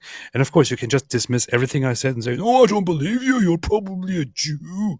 I only believe what my God Nick Fuentes says." Go ahead, do that. You could do that. Just don't pretend to be a serious and honest person. Good point. And keep in mind, guys, I'm no fan of the ADL. They do seem to be blasting away at things for a political agenda and so on, quite frequently and so on. However, the organization that actually put this, if they're wrong, say where they're wrong. It's just straightforward. It's just straightforward statistics. Here's how this phrase is now used. Here's who used it. Here's who it took off most with, and here's what it has become most closely associated with: attacks on Jews. If they have made an error in their research, expose the error. But right now what you're doing is saying, but this organization we found a connection between this organization and that organization is Jews. It's Jews and extreme leftist Jews, so we're not going to fall for this stuff. Well, I mean, one, how are they wrong? I mean, if you're saying this is a slogan that was picked up by a bunch of groypers, they're saying exactly what Nick Fuentes is saying. Is he making it up? Is he making it up? Are the groypers making up how they're the ones who used this phrase and used it for a political agenda? Are they making it up? Because that's what their report is saying. So, in other words, saying I really can't stand this group and I don't trust anything that is attached to Jews in any way or to leftists in any way and so on, blah blah blah blah blah. Okay, then show that they're wrong. Do that. Don't just say, "Oh, there's Jews involved, can't trust them." Multiple groups are saying the exact same. And the organization that had Jordan Peterson as one of the researchers, they're basically saying the same thing Nick Fuentes said about how this is being used. Or are they just making it up? I don't know. Because it sounds like what you're saying is they're Jews, and we know listen to Jews. That's what it sounds like you're saying. All right, let's check out just a couple more from Candace just to see what she's been saying since yesterday when all this started breaking. So she's got her full episode here, and you can see that show was about this study. And then, oh, look who she's reposting, Jack Poso. They want to make saying Christ is King hate speech. We will not submit. Christ is King. We're the brave defenders of free speech, as long as it is groyper speech. And she keeps retweeting Jack Poso. The Longhouse attempt has backfired and revealed much about the woke light. We are not going to be woke scolded into submission. Now more are proclaiming it than ever. Christ is King. More who? More gropers and useful idiots who go, what? They're telling us not to say Christ is King. We will say it. Yay. See how base we are agreeing with the groypers and Candace Owens? Candace says, thank you, Mary Archived and Timcast, for correctly pointing out on your show last night that I never trolled anyone with the phrase Christ is King. Yes, they use empty bot accounts to justify their absurd narrative that the phrase has been hijacked. Did Timcast agree that Candace didn't use that in her response to Ben Shapiro? Because that would make Timcast pretty sloppy there, because we all looked at it. Candace says he was wrongly... Oh, this is about Harvey Weinstein. Harvey Weinstein was wrongfully convicted. I am convinced. She's also convinced that the Tates are completely innocent. Anyone who thinks that's a wild statement should begin diving into our series. Sorry, Canned Ace. Don't trust you at all. Let's see. Anything else from Christ is King? Yesterday was a good day. Even the usual Christian Zionists did not take the bait and recognize what happened yesterday was a random and explicit attack on our faith, dressed up as an academic report and conducted by people who do not believe in Jesus Christ. You see this? These tactics of trying to divide Christians between good little Christians and bad Christians are reminiscent of the psychological tactics deployed on American slaves. Not 1 inch. Hashtag Christ is King. You all getting this? People are trying to divide you by attacking your conviction that Christ is King. It's the Jews. The Jews are doing it. The Jews are trying to divide you. It's not the groypers who explicitly said that they were using this to divide up to see who's on their side and who's not. Nope, it's not them. It's not them. It's the Jews. Y'all got that? Mm-hmm. Good. And let's see. Let me check out the Jordan Peterson here. All right. How you doing, AP? Wait, hold on, nothing. It's weird. You're trying to look like a dork, but you just keep looking cooler and cooler. I know. I was trying to look funny, but then I realized it looks quite cool. So now I'm thinking I'm considering switching to this look permanently. To be pretty dope and based. Yeah. And so we have Jordan Peterson's here saying, Candace Owens, at Real Candace Owens, a true Pharisaical pretender.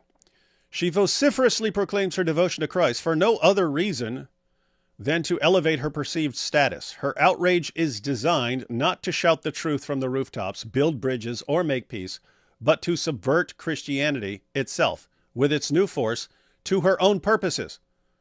She is literally using God's name in vain. There are few more unforgivable sins. So it's people. So he's saying she's doing exactly what the gropers are doing, using something to turn things to support herself. Well, the gropers are doing it to support their political agenda. Candace is doing it to support herself. And Candace says, thank you for re-upping the most crucial conversation about Christ as King almost exactly a year later and once again during the season of Lent. After a year of thoughtfulness, I want you to know that I will never stop declaring it. She's responding to Andrew Clavin there from the Daily Wire. Jordan Peterson said, finally, if she wasn't the worst of hypocrites, she would forswear the Tate brothers, but they draw attention, and for a pretender, all attention is good attention, even at the cost, say, of the pearl of great price. But did you read the first tweet at all? I didn't get that. Did you read the first tweet? What first tweet? Are you reading all the tweets here? You're not reading all the tweets. I'm scrolling through her tweets. What are you talking about? You're not reading all of them. What did I not read? I started on this one and I scrolled down. No, to click on that, tap on that, click on that, whatever you do. There are more tweets there underneath that, between this one and the one that you just read. What, more replies? Yeah, show more replies. There's more. There's a whole thread here. He said more about this. He said more? What? Okay, you're supposed to click on that tweet. I can't click on it when it's on the screen. I can scroll down, but it's behind the screen that I'm reading it from. So if I want to click on something, I have to actually get out of it. And so this is all for you. Great, AP. Thanks for completely derailing. I feel like we're live streaming in 1992. No, I think this is why people have multiple screens so they can have stuff spaced out. Where I just have everything on the same little screen in front of me, and so I have stuff layered. I have now one screen, two screen, three screen, and one little screen here in front of me. You see? Well, still not enough. Good for you. AP gets a cookie, everybody. AP gets a cookie. All right, so what do we have here? We have Jordan Peterson. So this was the tweet. Candace Owens, blah, blah, blah. And then AP saying, no, you must look at the follow-ups. Okay, yeah, we got more from Jordan Peterson. Woe to you! Woe to you, scribes and Pharisees, you hypocrites. You are like whitewashed tombs, which appear beautiful on the outside, but inside are full of dead men's bones and every kind of filth. Does that describe Candace accurately or not? Kind of. She's not a scribe, you know.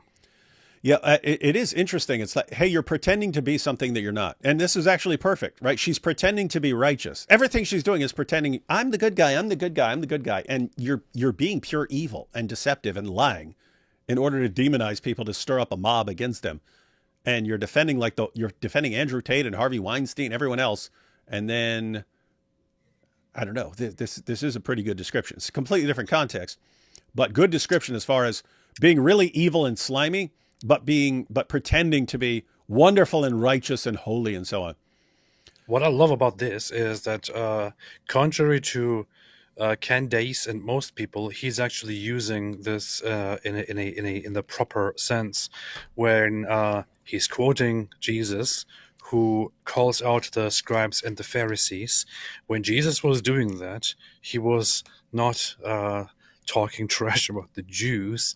He was he was directly, harshly, brutally criticizing the authorities, the leaders, those who teach the law to the people. He wasn't attacking the Jews themselves. He was attacking the teachers in charge. And this is very common in Jewish history, where multiple biblical figures do the same thing again and again, calling those at the temple, calling those in charge hypocrites, and so on. So he's actually doing it the right way.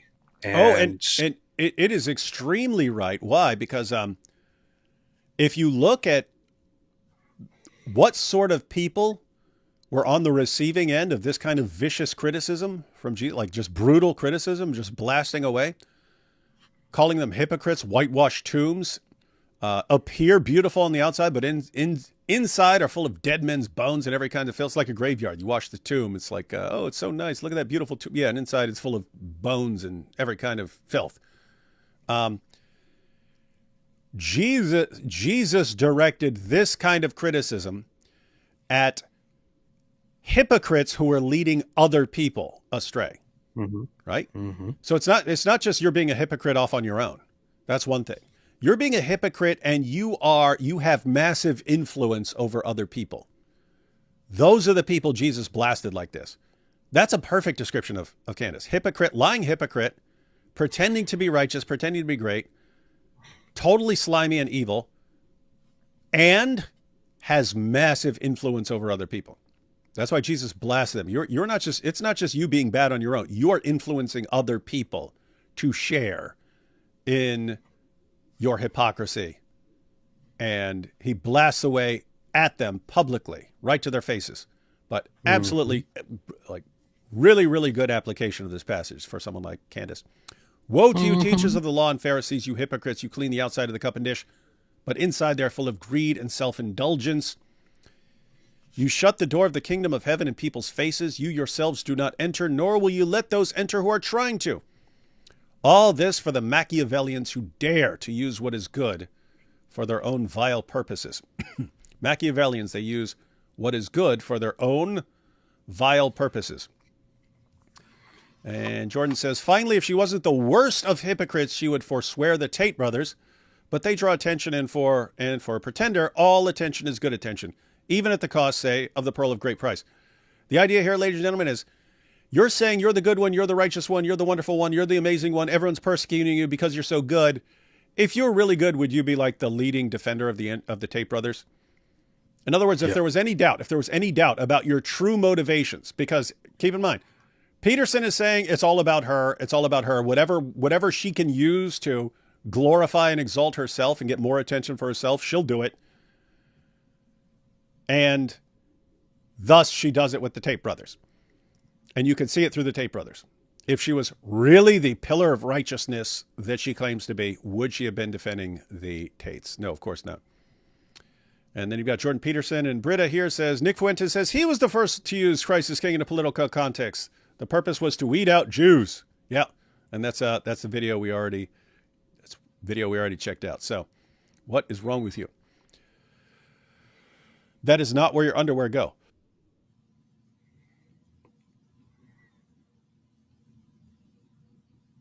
You're muted, man. No one cares. What is wrong with you? That is not how you wear underwear. You understand that? Oh, yes. Oh, you mean me? Okay. So I thought you were talking about Candace Owens still. I know you're foreign, but that's not where underwear go. You see this? These Turkish guys show up and they're like, I'm supposed to wear underwear. You say I have to wear underwear. Well, here it's okay, fine, here it is. Shameful. All right, take a couple super chats, and then we'll just we'll take a quick look. We'll take a quick look at the beginning of this study, just because they give the historical background of the Christ is King thing, and you could take a look at yourself. You could take a look at it and decide. You could decide if you think their problem is really Christ is King as a statement of faith, or if they just have a problem with the way the gropers are using it. Let's see. That fit would be so fire with the Diddy Grandpa hat combo. AP. Also, David, do you think humans should be vegan to reduce unnecessary suffering? No. No. David, what's your opinion on Lent fasting, if any? I don't do Lent, but no, it's a good idea. Lent is a good idea. So like it's totally based. Either full fasting, as a spiritual discipline, or cutting out certain things as a kind of fasting is a good thing. Just saying that you're fasting and gorging yourself with tons of food and eating way more than you normally eat, not good. Could telling a Jew that the Bible isn't about him be anti-Semitic? No, that part I wouldn't. If you're saying, hey, as a Christian, this isn't about you. I'm not getting what I'm allowed to do and not allowed to do from you. This isn't about you. That part I can say it's just she's completely misrepresenting what he was saying, and then she used the groper chant against him, and then denies that she did any of it. And it's just, okay, you're not a person I could trust. Love AP's. Oh, going back to what you were just saying, Justin, because you didn't say that what she did say was anti-Semitic. You said, could it be? Yes. I want to correct myself. It could be. I wouldn't accuse her of that because there are multiple interpretations of saying this. Just saying, hey, this isn't about you. That's fine. That's fine. You're saying, could it be? If she's saying, hey, Jew, this isn't about you, Jew. The Bible's not about you, Jew. You're old news. Yeah, it could be. But I wouldn't. That's the thing. I would give someone the benefit of the doubt and not accuse someone of something they might not be saying. It's what she's clearly saying that we have an issue with, especially when she lies about what she clearly says. Love AP's Purim costume. And did you see the Syrian Druze visiting Israel for the first time in years? A real tearjerker. No, did not see that. Did you see that? The Druze visiting Israel? I did not see that. Tried to convince them otherwise. Same with their Tate fantasy. That's why I go to church, but I'm not religious. What was that a response to? Them. I don't see. Oh, going back to what you said earlier. A lot of people in my friend circle say, oh, this is the one who said a lot of his people think that the Germans losing was bad. And he says he's trying to convince people. Same with their Tate fantasy. It is, guys. It's, again, people are going to become loyal to groups, and then whatever the group says they have to roll with, even if they're saying the most insane, deranged nonsense ever. I just had a long-time Muslim friend ask me about the Quran, about the verses in the Quran that talk about killing Jews, and I needed to come ask the experts. Verses in the Quran, to be clear, verses in the Quran, you have things like Jews and Christians are the worst of creatures. You have Jews are the most vehement in hostility towards the believers. You have fight those who do not believe in Allah, and it specifically refers to the people of the book, that's Jews and Christians. The passage is clearly talking about like wiping out Jews. That's from the Hadith, but that is from Muhammad. So Sunni Muslims would take that as authoritative from Muhammad. So what you have is the Quran encourages hostility towards Jews, claims that Jews are the worst of creatures, along with Christians and mushrikun, and commands to fight the Jews. And the justification for fighting the Jews, Surah 929 says fight Jews. The justification comes in the next verse. It's because Jews call Ezra the son of Allah. But in the Hadith, that's where you have the commands to eventually just completely exterminate them. Oh no, my hair's showing. Yeah. It's going to give everyone a boner without your hijab. And then follow-up says, also, David, a few months ago, our pastor used you and Nabil's story in a sermon, and I could not stop smiling. Love both of you. Oh, that's cool. Nice. What would be the Christian action to stop or prevent mass murders in Syria? Are there some good sources about war and Christianity? You have any thoughts on this since you are almost a Christian? No. As far as Christian action, so if you're talking about like we're in the United States, What can we do about Syria and so on? So one, you have to figure out what actually is happening, and that's difficult to do in this situation because lots of people who are talking about what's happening have an agenda, and so they can inflate numbers, they can deflate numbers. It's hard to get accurate information on exactly what's going on as it's happening. Matter of fact, over and over again, you'll see things like someone will post a video and say, "Look what just happened," and it's like 5 hours later it gets reported. This is actually a video from 7 years ago in a completely different country and stuff. So it's easy for people to spread lots of misinformation right now. So you have one, you want to get accurate information. Two, you would, once you have accurate information, you would want to make sure as many people as possible have that accurate information so that people know what's going on and can decide what, if anything, they can do about it. But I would say certain things like, I think it's Acts chapter 25. Acts 25. You have some of Paul's Jewish enemies among the leaders are trying to want to execute him and so on. And the new Roman leader in the area wants to get in good with the Jewish leaders, so he wants to hand over Paul to them, so that they, knowing that they're planning to not execute him, they're just going to assassinate him along the way. So he knows they're going to do this, and he wants to help them to get in good favor with them. And the Apostle Paul says to the Roman leader Festus, he says, "If I've done anything that deserves death, I don't hesitate to die. But if I haven't, no one has a right to hand me over to them." And he says, "I appeal to Caesar." Notice what Paul said, right? He's talking about basic human rights. He's saying, if I've done something that requires a death sentence me to death. If I haven't, you cannot hand me over. You have no right to hand me over to people who want to kill me for something I haven't done. And he says, "I appeal to Caesar." What is he saying there? Now, keep in mind, this doesn't actually work out because the Roman government is corrupt and so on. He's still called on his government to protect him and to protect his rights. And therefore, we can say, as Christians, we have every right to call on our governments and to demand that doesn't mean our governments are going to listen. The Roman government didn't.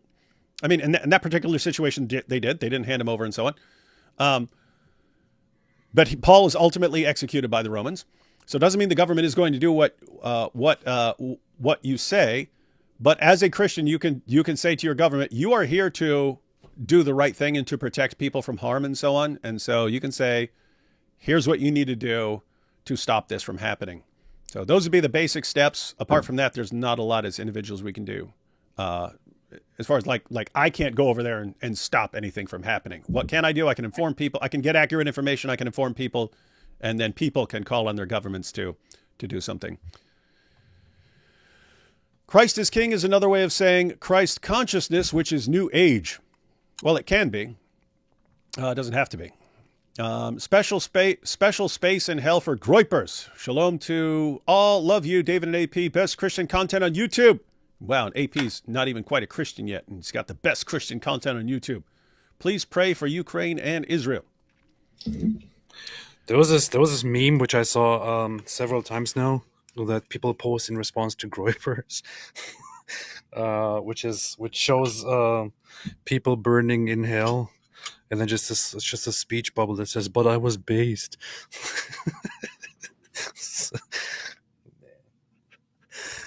That is funny.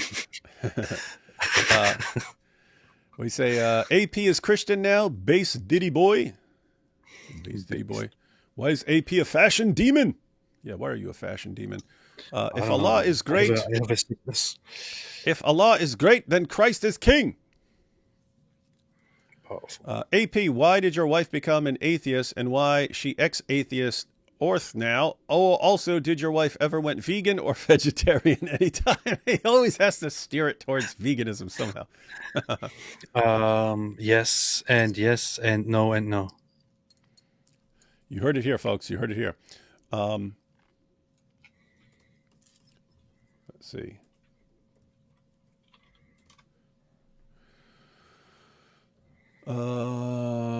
Brian Smuti says Matthew 12, 30, 31, and 32. Matthew 12, 30, 31, and 32. What is it? What is that? Here we go. Oh, this is whoever is not with me is against me, and whoever does not gather with me scatters. Therefore I tell you, every sin and blasphemy will be forgiven people, but the blasphemy against the Spirit will not be forgiven. And whoever speaks a word against the Son of Man will be forgiven, but whoever speaks against the Holy Spirit will not be forgiven, either in this age or the age to come. I would, the person who that applies to most seriously recently is Lily J. She's claiming that Muhammad is the Holy Spirit. That is some dangerous, dangerous territory, my friends. Candace Owens, can't trust this, can't trust this. My, music hits me so hard. Oh, hang on. Oh, can't trust this. Okay, this is to MC Hammer. Can't trust this. Can't trust this. My music hits me so hard. Makes me say, oh my Lord, thank you for blessing me with a griper mind that can't rhyme. The griper mind that can't rhyme. David, the whole thing, it's been politicized. Yes, it has. Dr. Wood has messed too much with AP's mind, you see. He's starting to wear head panties. That's from Tovia Singer's Bulldog. I admire both of you and love Jews, but come on. Come on with what? Oh, wait, we got to follow up. You come on. You know what the phrase means. I grew up in the faith and heard it growing up. I'm 27. Okay, yeah, and we know this did become a thing in like the Catholic Church. I never heard this as a common thing. Jesus is Lord, or Jesus Christ is Lord, or He is risen indeed. Those are the kinds of things I hear most frequently. Christ is King as a slogan, not so much, but it was more of a thing in the Catholic Church. That's not what we're talking about, dude. That's not what we're talking about. We're not talking about how it was used 10 years ago, 20 years ago. We're talking about how it's being used by groypers and whether people should fall for this stunt. That's the issue. No, you should not let people take something and politicize it and use it as cover for a really massively screwed up political agenda. If you're saying no, David, you're wrong. A group of neo-Nazis should be able to, without question or objection, take a phrase and run around using it to attack Jews, and then when people respond and saying, "Hey, you're actually a bunch of neo-Nazi gropers here. We don't think you guys should be using this way," then they'll say, "Aha! You see, the Jews are trying to stop us." Are you saying that's all great and legitimate? We should be fine with it? Yes. Because if so, I kind of don't care what you say. Festive maid. In other words, I wouldn't trust your wisdom or judgment. I wouldn't take you as an authority. I bet every Tate Cam girl is a paid member of Candace. Probably. I do actually wonder like that, because you could think, okay, her husband was friends with him, has been friends for years with him. We know that. So is she just defending him out of loyalty to her husband? Her husband saying, "Hey, defend this guy," or does she just really not have a problem with the sex trafficking or something like that? Or is she like, were they involved somehow? Was her husband involved? I don't know. I don't know what's going on. But it is weird. AP, why would you show your hair again? It's haram. That's a good point. To seduce everyone. And here we have Happy Ramadan. His name was Salwan Momika. Yep, that was a base dude. That was a base dude. If you had 100 AP, if you had 100 Salwan Momikas in Europe, I think Islam would be cooked. It would be cooked. Yes. 100 people with the balls to stand up in the face of danger, in the face of threats, and be ready to accept all consequences, even your own murder. 100 serious people like that would save Europe. That guy had bigger balls than all jihadists and all British people combined. What's your problem with British people, man? Well, where do I begin? It's basically the Mike Winger of countries right now. Okay, guys. Last thing, and we don't really need it, but since I mentioned it so frequently, we will just glance. We'll just glance at the beginning of this report, and then we'll wrap up and be done. Here we go. So this is the study that everyone flipped out about. We watched a short video. About it. But thy name in vain, how online extremists hijack Christ as king. And here it gets pointed out. You got Dr. Lee Jussim, principal investigator, Jordan B. Peterson, Reverend Dr. Johnny Moore. Aha! Dr. Joel Finkelstein. What? This is where people start having a problem. Now, the first three are okay, especially number 3 seems okay.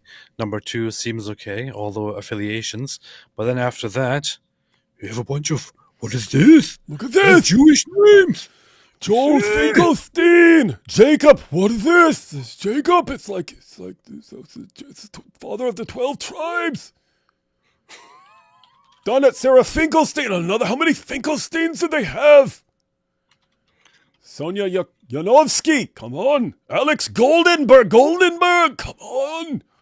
Ohad Fadida. Gideon, seriously? Are you kidding me? Gideon McGoldstein McBurg.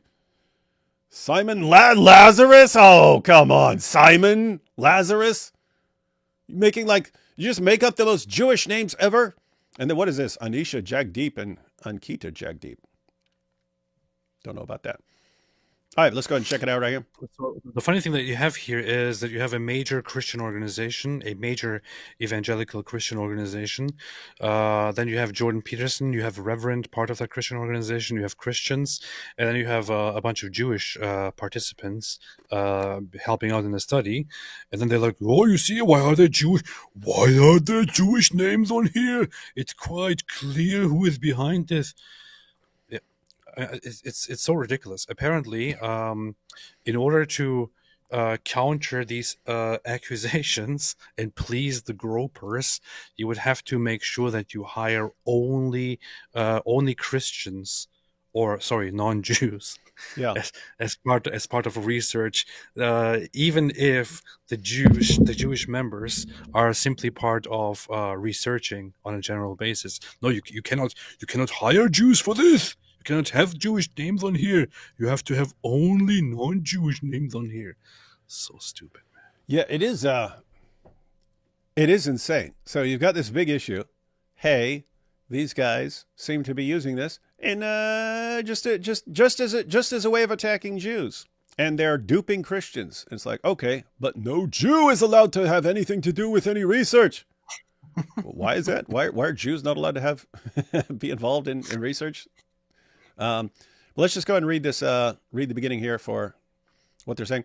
So, introduction: freedom of religion has long been at the foundation of American progress, fostering innovation, cultural vitality, and a moral framework that has guided the nation's institutions. America's founders wisely enshrined this value in the first clause of the first sentence of the First Amendment of the United States Constitution. Recent data suggests that there has been an encouraging trend, reversal, in the long declining influence of Christianity in the United States. Wait a minute. These are the people who are trying to attack Christianity and trying to destroy it, right? They're saying there's an encouraging... Guess what, guys? You have a lot of Jews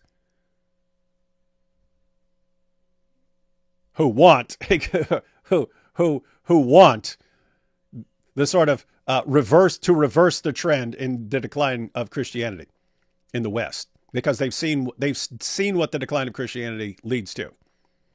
You know what's funny? What this actually reminds me of? I read a book that I have with me here that I had on my side actually until I got rid of all my books and put them somewhere else, which is about the still spiritual leader but head of the global Jewish movement Chabad, which is very, very prominent, very well known. Very spiritual and very, very, very, very active in keeping up Jewish practices and so on. Mm-hmm. Candace, actually, funnily enough, was one of the people who attacked him, Menachem Mendel Schneerson, who is also known as the Rebbe. Sounds very Jewish. I read the book about him, which is authorized by him, and which is written by one of the adherents or by a son of one of the main adherents and helpers of the organization. In the book, he actually mentions on several occasions how the Rebbe himself, the great rabbi, um, on many occasions expressed how pleasing and how good it is that America is foremost a Christian nation. And that it is not a nation led by godlessness and non-religiousness, and that the fact that it is a Christian nation gives it Christian and by extension also religious values influenced and inspired by God that make things better for Christians and non-Christians alike, and so on, and that we should thank God for giving us such a nation to live in. So this is directly found in the book that the Jews around the world read to get closer to the rabbi and his life. He's telling there to millions of Jews around the world, to thousands of Jews around the world, that it's good that America is a Christian nation. And you see this among lots of important Jewish leaders. Ben Shapiro, what does he say? Christians, get to church. We need a revival. Really, really need a revival. Dennis Prager, just watched a Dennis Prager interview. He says he judges a religion. So he's an Orthodox Jew. He's a fan of Christianity. He says he judges a religion based on whether it makes people good. So I know every Christian's going, no, we judge it by whether it ultimately leads to salvation or something like that. He's saying as an Orthodox Jew, he is happy if your religion makes people better and more moral and encourages the flourishing of human beings and making of good societies and stuff. If your religion does, he likes your religion. He's totally a fan of your religion. And so with that, he says he likes Christianity and he encourages more Christianity. And so it's just interesting. It sounds like this is doing the same thing. Recent data suggests that there has been an encouraging trend reversal in the long declining influence of Christianity in the United States, signaling the potential for constructive renewal of Christian thought in public life. Wow, these guys want a renewal of Christian thought in public life? I thought they're trying to destroy it. This encouraging resurgence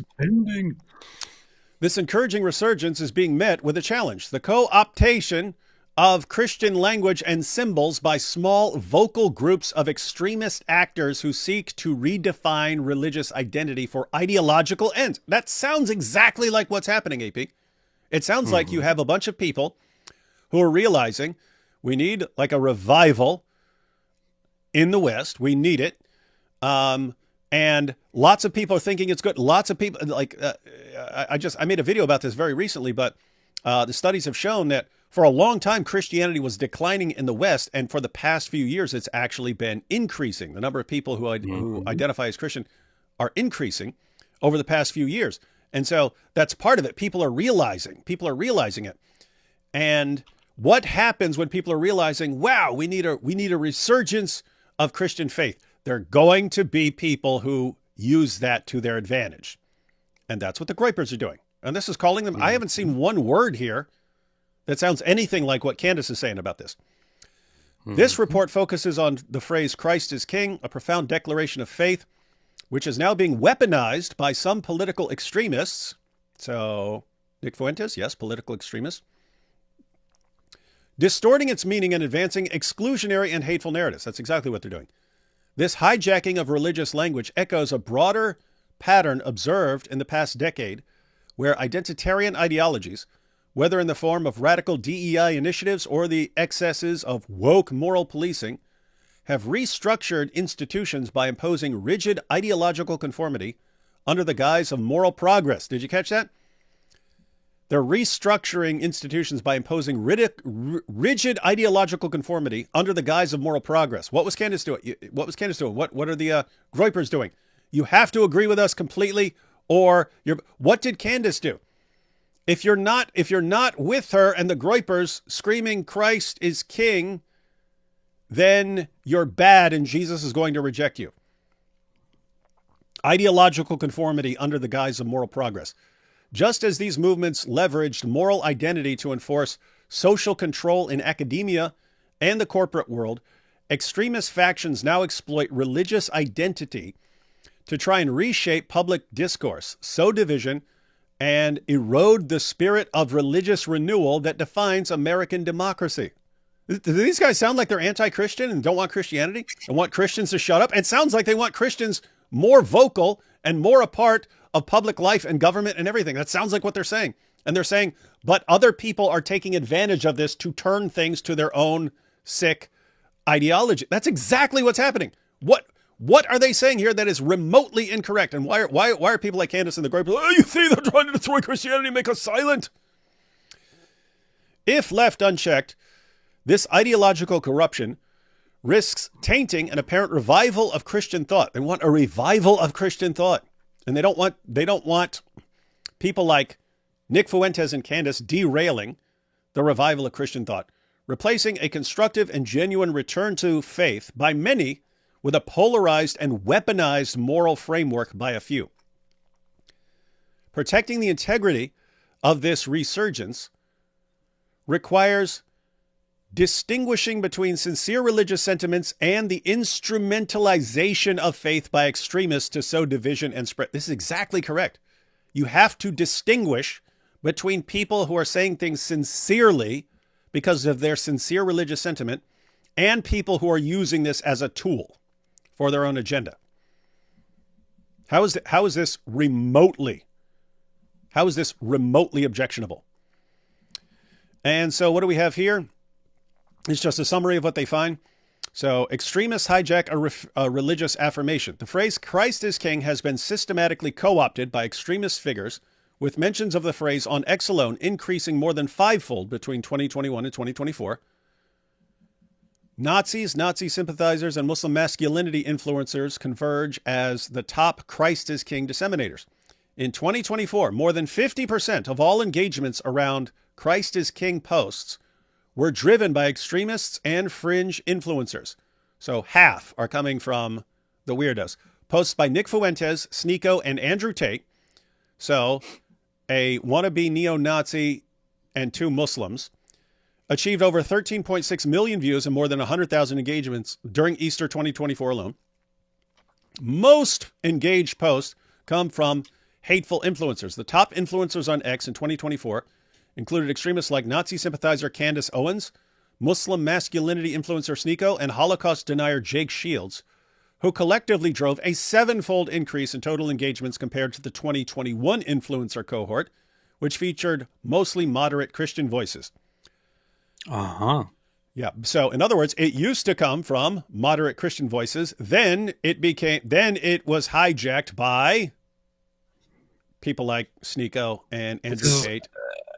Actually, very, very might seem like a minor thing here, but it's actually very important to the idea of the research in question here, which is quite clearly that the phrase itself is never ever deemed to be hateful or unacceptable or anti-Semitic at all. On the contrary, the research makes it also points it out that the phrase itself was used in a normal, moderate sense, but that later on these ill-intentioned people come and hijack the phrase. That's what they do. Yeah. And what's this report doing? It's just warning people about what's going on. It's saying, hey, look how they have taken this. Look how they have taken this slogan and are twisting it to manipulate people.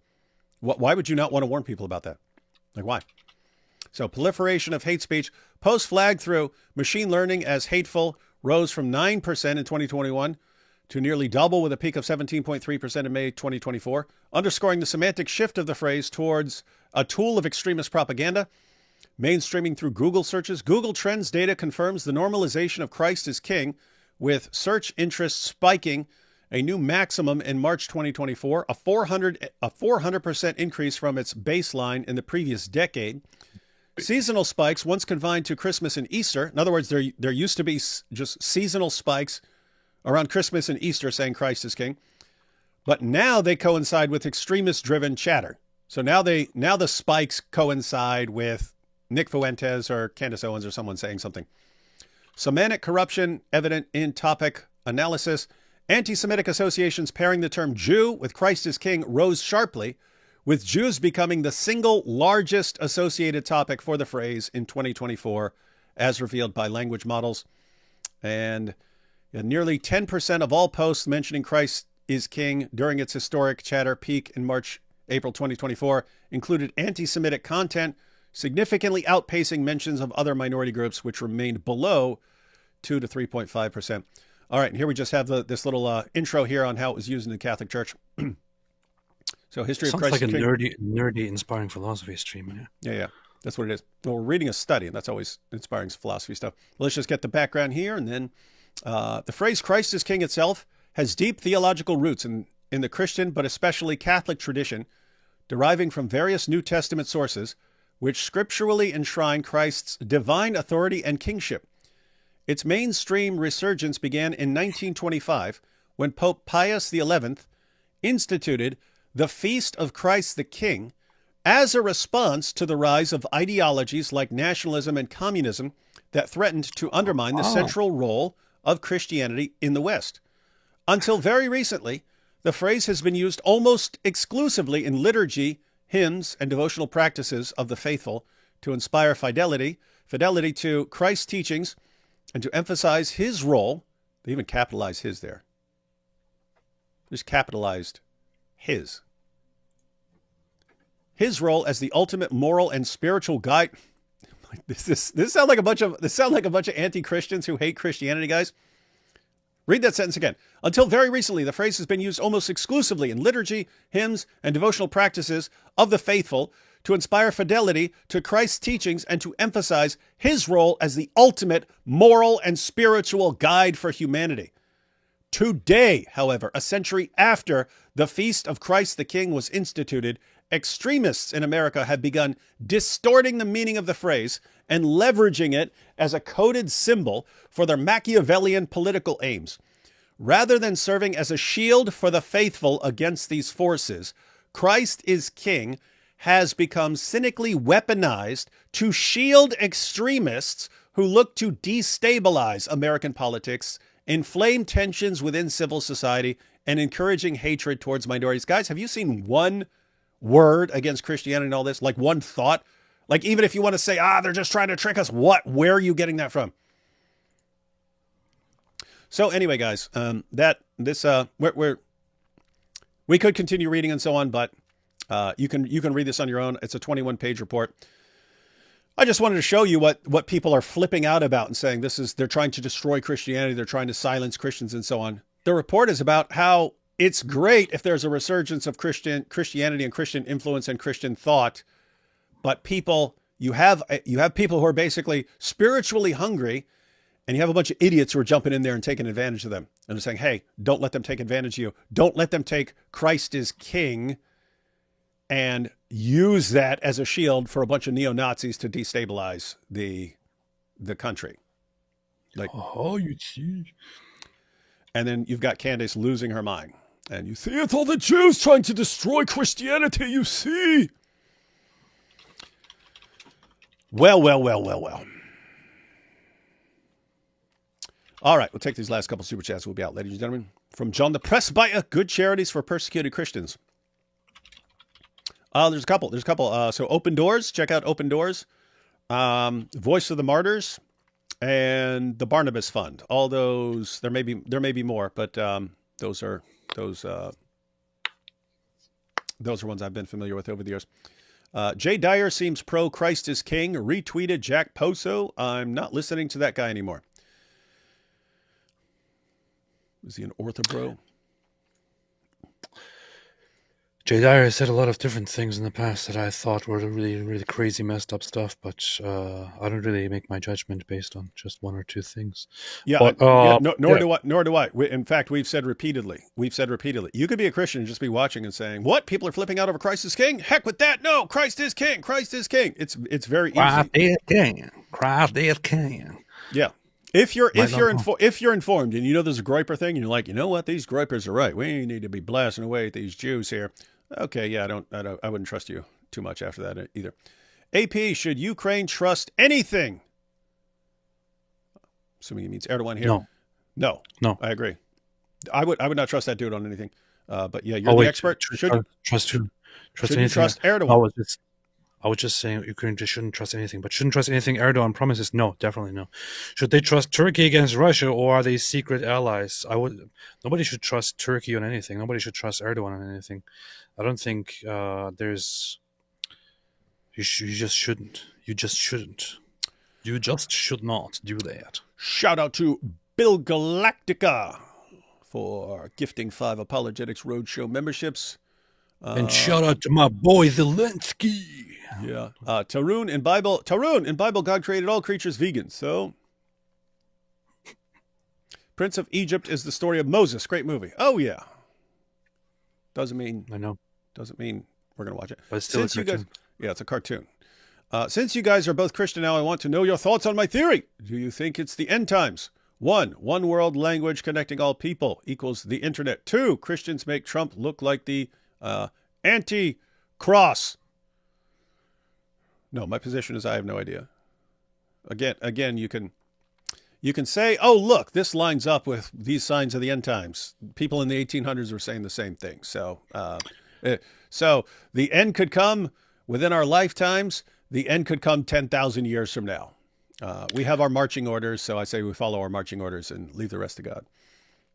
I think when I was a Muslim, there are 2 things that I was never really greatly concerned with that other people were always lovingly very, very much concerned with, and those were eschatology and miracles.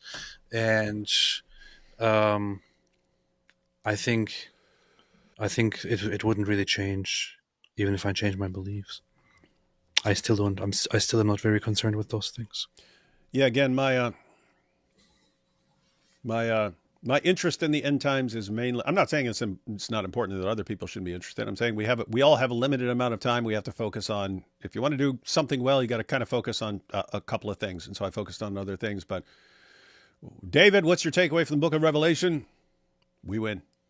Jesus wins. Have you all heard about? You should do this. You should do this. Yeah. What I mean. Have you heard of Alat, Alus, and Manat the Third? Yes. I've heard that they are the exalted cranes whose intercession is to be hoped for. Muslim masculinity influencers. I like that too. I like their descriptions. Has AP considered becoming a secular humanist? A little late for that, Budrow. A little late for that, brother. Yeah, you had a lot of secular humanists. How'd they do standing up against Islam? Did a pretty crap job. I'll say that. Phrases like Christ is, we've talked about this a ton in the past, but basically you have things that work in people's minds.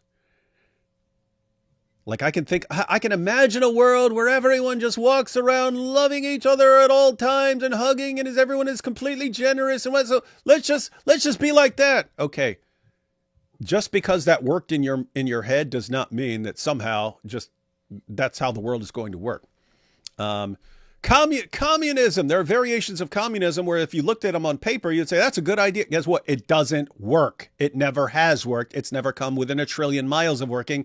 It has a massive misunderstanding of human nature built into it, and it will never work. So, it's actually in that category. Phrases like Christ is King and Black Lives Matter have the same intentions. Both are true, but extremists use language and phrases that prop them up and make it hard for normies to argue with them. That's exactly what's going on. And as far as people like taking a stand on this issue and saying, do not let these guys get away with that, you think, okay, what are they doing? They're saying Christ is King. Here's the thing, guys. If they do it with this, they're going to do it with another thing and another thing and another thing until they've co-opted everything in Christianity as part of a neo-Nazi agenda.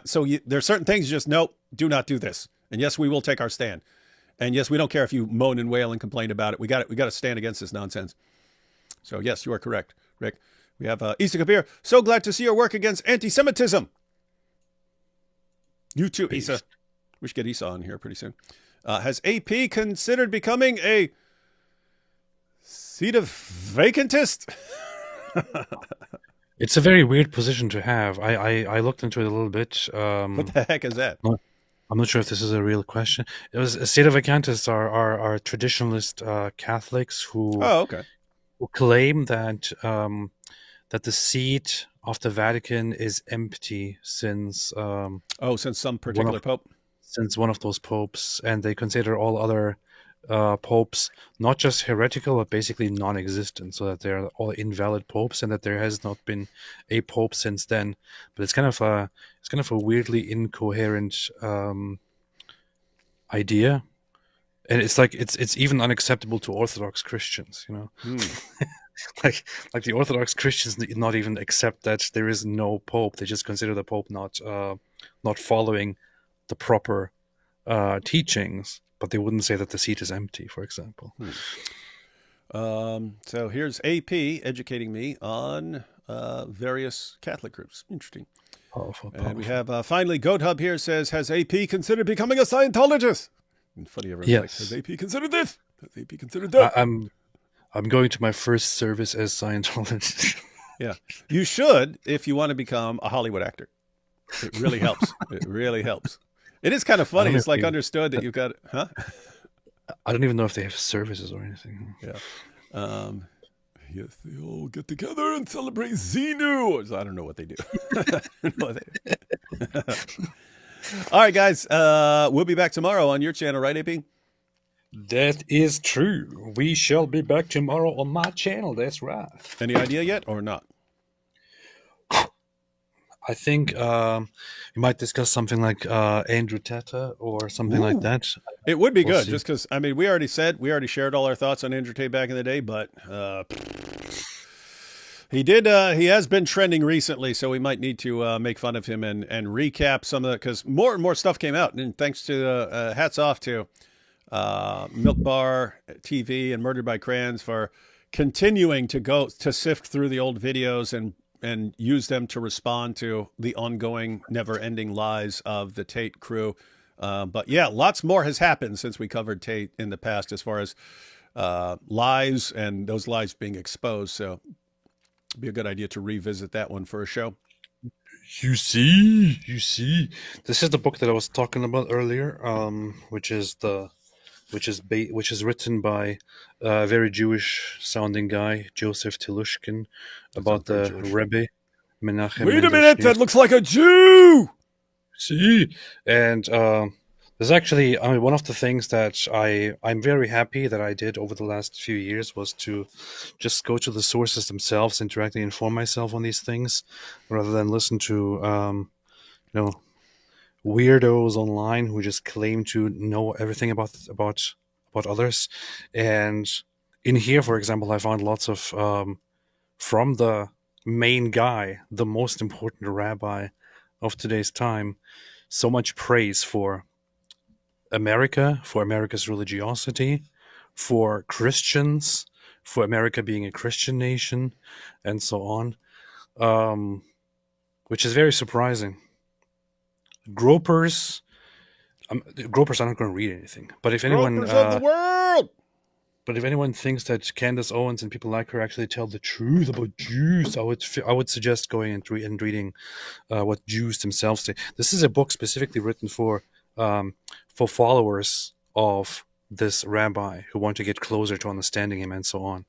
And right in there, you see lots of praises for Christian American society and Christian American government and so on. So, things are much better than these people make it look like. It is that I've said before that if I were an Orthodox Jew, and I thought, you asked what do you think about Christianity or something like that. Even if I rejected Jesus and so on, for myself or for Orthodox Jews or something like that, I would still have to consider that as like part of the fulfillment of prophecies about Israel being the Jews being a light to the world and so on. It's like still like who did that? And I've seen Jews point that out. It's like who brought these teachings about God creating man in His image and so on? Who brought these to the world? It was Christians who were influenced by Jesus and so on. So I would have to have you could obviously look at like persecution down through the centuries and say, oh, this is really like messed up stuff and so on. But as far as changing the world for the good, I'd be like, follow Jesus' teachings. That's good. That's good stuff. All right, ladies and gentlemen, we'll be back tomorrow on AP channel. Looks like there's one more super chat. Here's one fun guy who says the Jews, they're not Jews. Jews were just those of Judah. I would suggest you read the book of. How many times do we have to deal with the same thing? Go ahead. I suggest you read the book of Esther. In the book of Esther, you will find something very, very interesting. According to the history of the usage of the word, according to the Bible scholars. I mean, why don't you look this up? Why don't you study this? This is basic stuff. Yes, we know the origin and the derivation of the word, and first it's how it. We Look, know all this, man. Bring up the same stupid, idiotic stuff that we've been through 1,000 times before. What? I'm going to read you a passage right here from the book of Esther. You brought this on yourself, bud. Book of Esther 4. I think this is where it was. It's Old Testament. Shout out to Jack Ray for gifting 5 Apologetics. Esther 4. Esther 4. I think this is where it was. Is this where it was? I gotta find the phrase where it was. Jew. There were no Jews till after World War II. Was it in Esther 1? Gotta look that up quickly. Jew. No, was it Esther 2? Esther 2. Gotta find that phrase quickly. Oh yeah, here, right there. So, Esther 2, verse 5. Now, very carefully pay attention to what it says here. You can open the Bible for yourself. No, you can't. Take a Bible. Take a Bible. Don't do it. I have a Bible right here. Take a Bible. Open it up. Esther 2, 5. It says there, word for word, now there was in the citadel of Susa a Jew of the tribe of Benjamin. No, wait, there weren't any Jews then. Stop lying.